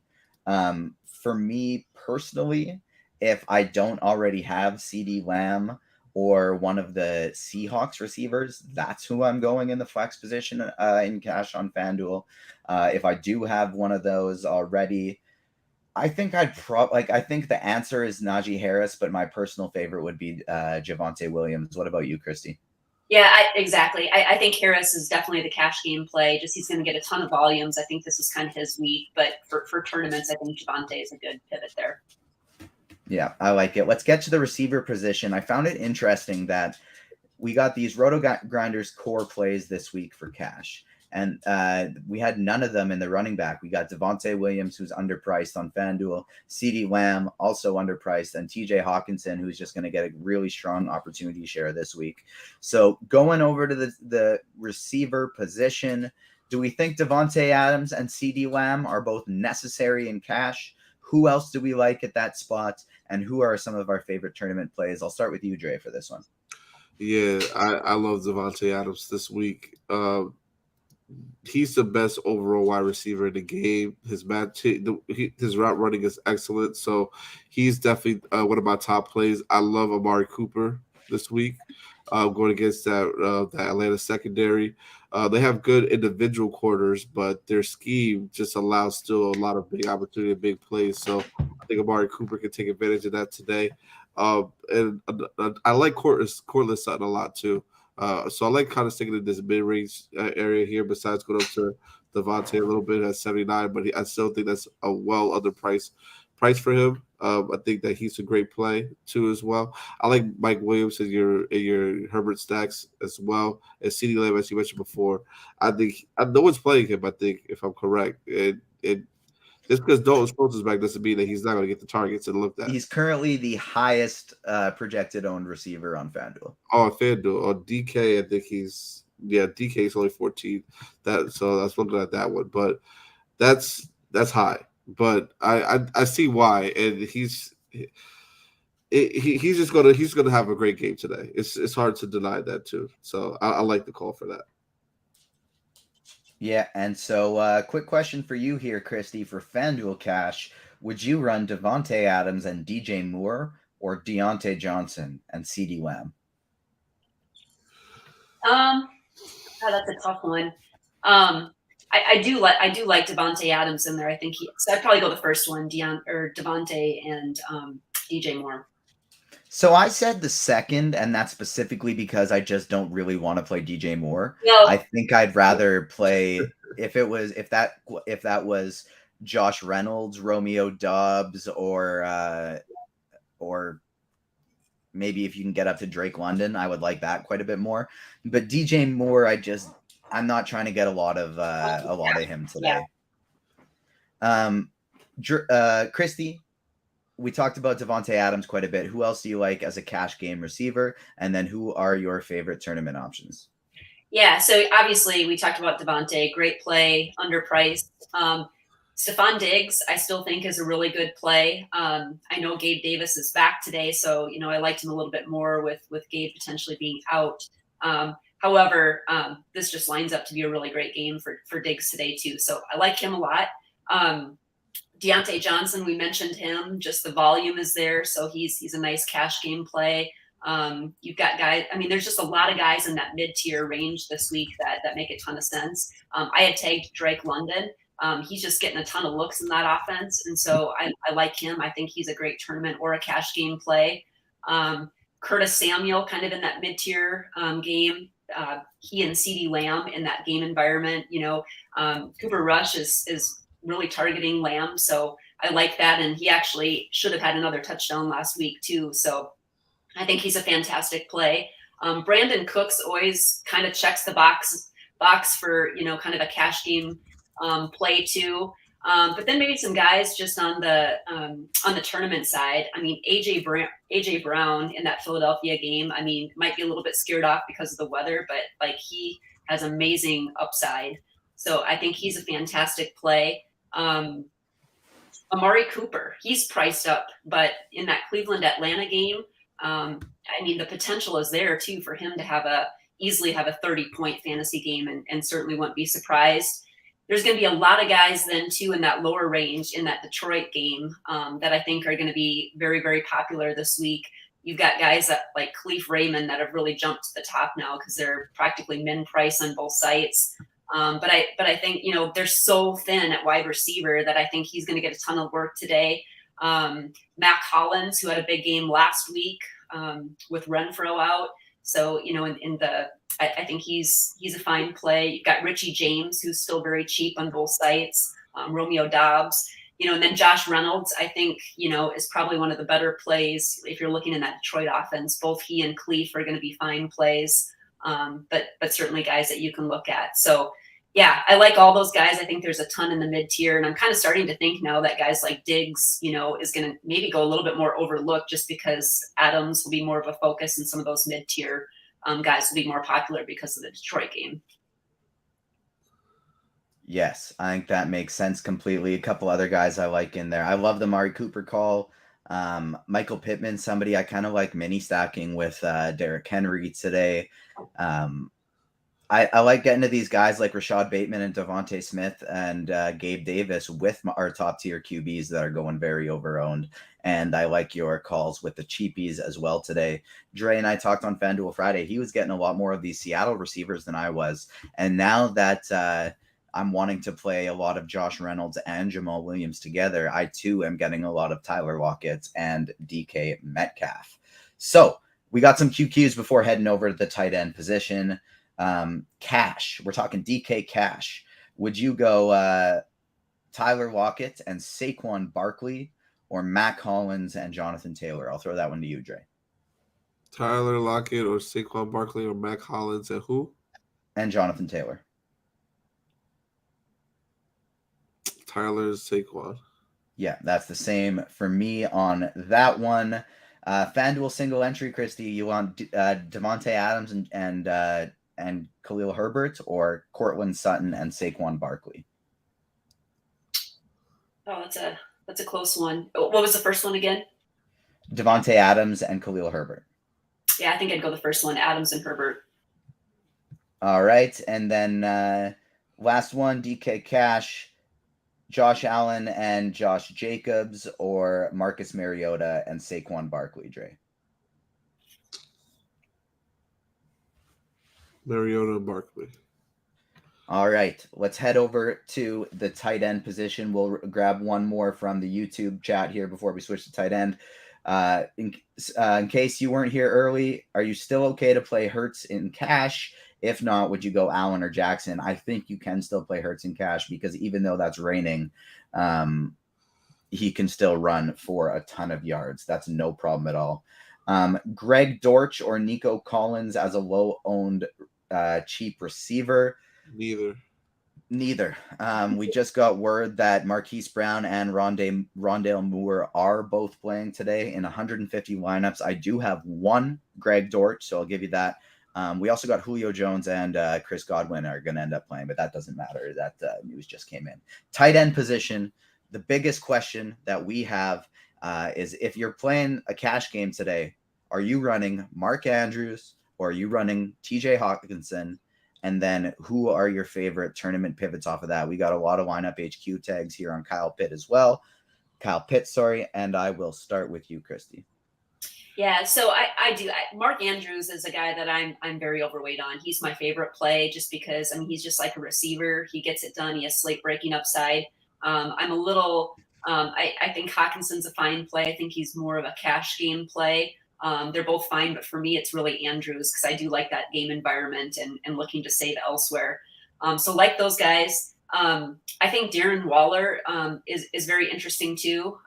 We talked a little bit about that Las Vegas Denver game. I think he'll go somewhat overlooked. And then just on the lower side, I think Njoku I think he's a really cheap play, especially on DraftKings. He's been getting a ton of production and very involved in that offense, so I like him. I think you mentioned Tanyan. I think he's sneaky too. I think there's potential for him to get a touchdown today, so I like him. And then, talking about that Philadelphia game, Goddard is going to most likely go overlooked today. Have interest in him, and then Pat Freiermuth in that Pittsburgh game as well. So I think is a very good play. I like it a lot. I agree. Hawkinson is somebody I don't mind playing in cash because we know the opportunity is going to be there. And he's $3,000 cheaper than Mark Andrews. Having said that, Andrews is my favorite overall. Hawkinson number 2. And then Pitts and Goddard, I'm getting about the same amount of, but I also like Gerald Everett, David Njoku, Robert Tonyan, and even all the way down, mine and Dre's guy, Isaiah Likely. How are you prioritizing tight end today, Dre? Is it Mark Andrews? Is it TJ Hawkinson? Or who else is it? Those two are definitely in my top 5, but I really, really like Gerald Everett today a lot. I've got so much. I got so overweight on him. It's ridiculous. I just think that he's just he's going to be the second option, possibly maybe third, but I think the second option behind Mike Williams today. So I think he's just my main guy I want to go with and get a lot of exposure to, but just ride it out and see what happens. I do also like getting to David Njoku a little bit. Dallas Goedert, I like him a lot today. Tanyan's a good guy for touchdown upside. Darren Waller, I know we pay enough for tight ends, so that's something else we have no one just really talked about, but I think he's in a good spot. I think he can potentially have a good game here, so I like him. And then one last person that I do want to mention is Dalton Schultz. He's coming back. I think that he's still fine in the spot against Washington. I like it. We got a couple minutes before lock here. Give me your favorite defense plays for cash and for tournaments real quick, and then send me out with your kind of hot take of the slate or a touchdown play, your favorite overall play, something like that. Kristi, we'll start with you. Yeah, so for defense, I usually kind of build my lineups typically and kind of look to fill in defense, but I like the Colts defense quite a bit. Saving money, especially on FanDuel. I think you can go the Raiders or the Patriots at the bottom. I think they're fine. I think the Jags are an interesting play. But if I'm spending money, I have interest in the Cowboys defense quite a bit. Yeah, I like it quite a bit. I like spending down here. There's teams like the Raiders and the Patriots and the Cardinals I'm totally fine punting with. The Colts I like stacking with Jonathan Taylor. This weather has gotten me heavily more overweight on teams like the Eagles and Jacksonville and even Baltimore and Buffalo defenses. I think specifically Buffalo defense is very, very interesting today. Dre, how about you? Who are your favorites? My favorite defense, I like the Patriots, the Colts, Jags was like my top 3. I think the Jags are really underrated here. They're a young defensive team that is hungry, great front seven, and a decent quarter. So, and with that weather playing a big factor in it, I think that helps their defense out a lot. So, I really like the Jags a lot today.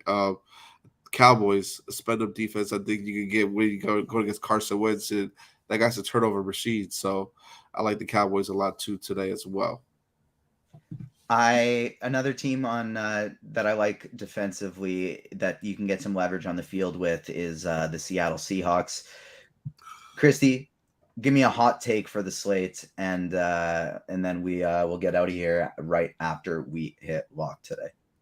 I think Aaron Jones is one of the top scoring running backs on the slate, and he's a guy coming in at low ownership that I have a decent amount of. So I like Aaron Jones. Aaron Jones, I like it quite a bit. Dre, how about you? Give me that Justin Herbert or Russell Wilson is in the winning Millie Maker lineup today. I'm going to throw out a weird one today, and I'm going to say that a Patriots receiver is going to break the slate. I don't know which one, but Nelson Aguilar or Kendrick Bourne or Devontae Parker in Jacoby Myers' absence still. I don't think Brian Hoyer's all that bad, and I think one of these receivers is going to have a big day coming from behind against the Green Bay Packers. We have officially hit lock. Do we want to look at a couple ownership things on our sponsor FanDuel before we get out of here? We touched briefly on some bets, but I did miss our scores and odds plug earlier in all of the madness. So we'll get that one in quick. Scores and odds. We've got you covered at scoresandodds.com, your number one place for all things sports betting. Get ready for the NFL season and arm yourself with the best tools and analysis. Check out the new Parlay IQ, free for everyone currently. Use it to build optimal same-game parlays based on thousands of games of simulated data. Parlay IQ is one of the best new tools out there. Dre, I know this is something that you're looking at all the time. Do you have any bets for this afternoon that you like in particular? Actually, I was just looking right now because I did place a couple bets that I like. I do kind of have some bets that I like. I like Derek Carr over 225 yards. These are like alt lines. I'll give you guys one. Derek Carr 225 passing yards. Russell Wilson 225 passing yards. Josh Jacobs 60 plus rushing. Cortland Sutton 70 plus receiving, and Mac Hollins 40 plus receiving yards. That's a nice little single game parlay you guys can run out there. I will even tweet it out there for you guys to look at it and take. I like it. Kristi, and how about you? Do you have any bets in particular that stand out for you, or is it just a DFS day for you? Kind of just a DFS day for me. So yeah, I don't really have a lot going on the bets today, but I like your parlay though, Dre. That's a good one. You're kind of our parlay master. I'm trying to get to that point. Hopefully we'll see. I just hit the Saints, even though my Saints lost, I still got the parlay that I played. So I'm happy about that. Yeah, it's tough. Tough L's for the Saints recently, but hopefully we can get some victories in DFS to make us feel a little bit better about it. So that'll do it for this edition of Crunch Time. Make sure you hit the like button on your way out. Try and get us over 100 there on YouTube. It helps us out so very much. On behalf of the whole RG team, my amazing co-host today, Kristi Metzger, Krayton, and Andre Alford, Drizzy26. That will do it, and you have been crunched.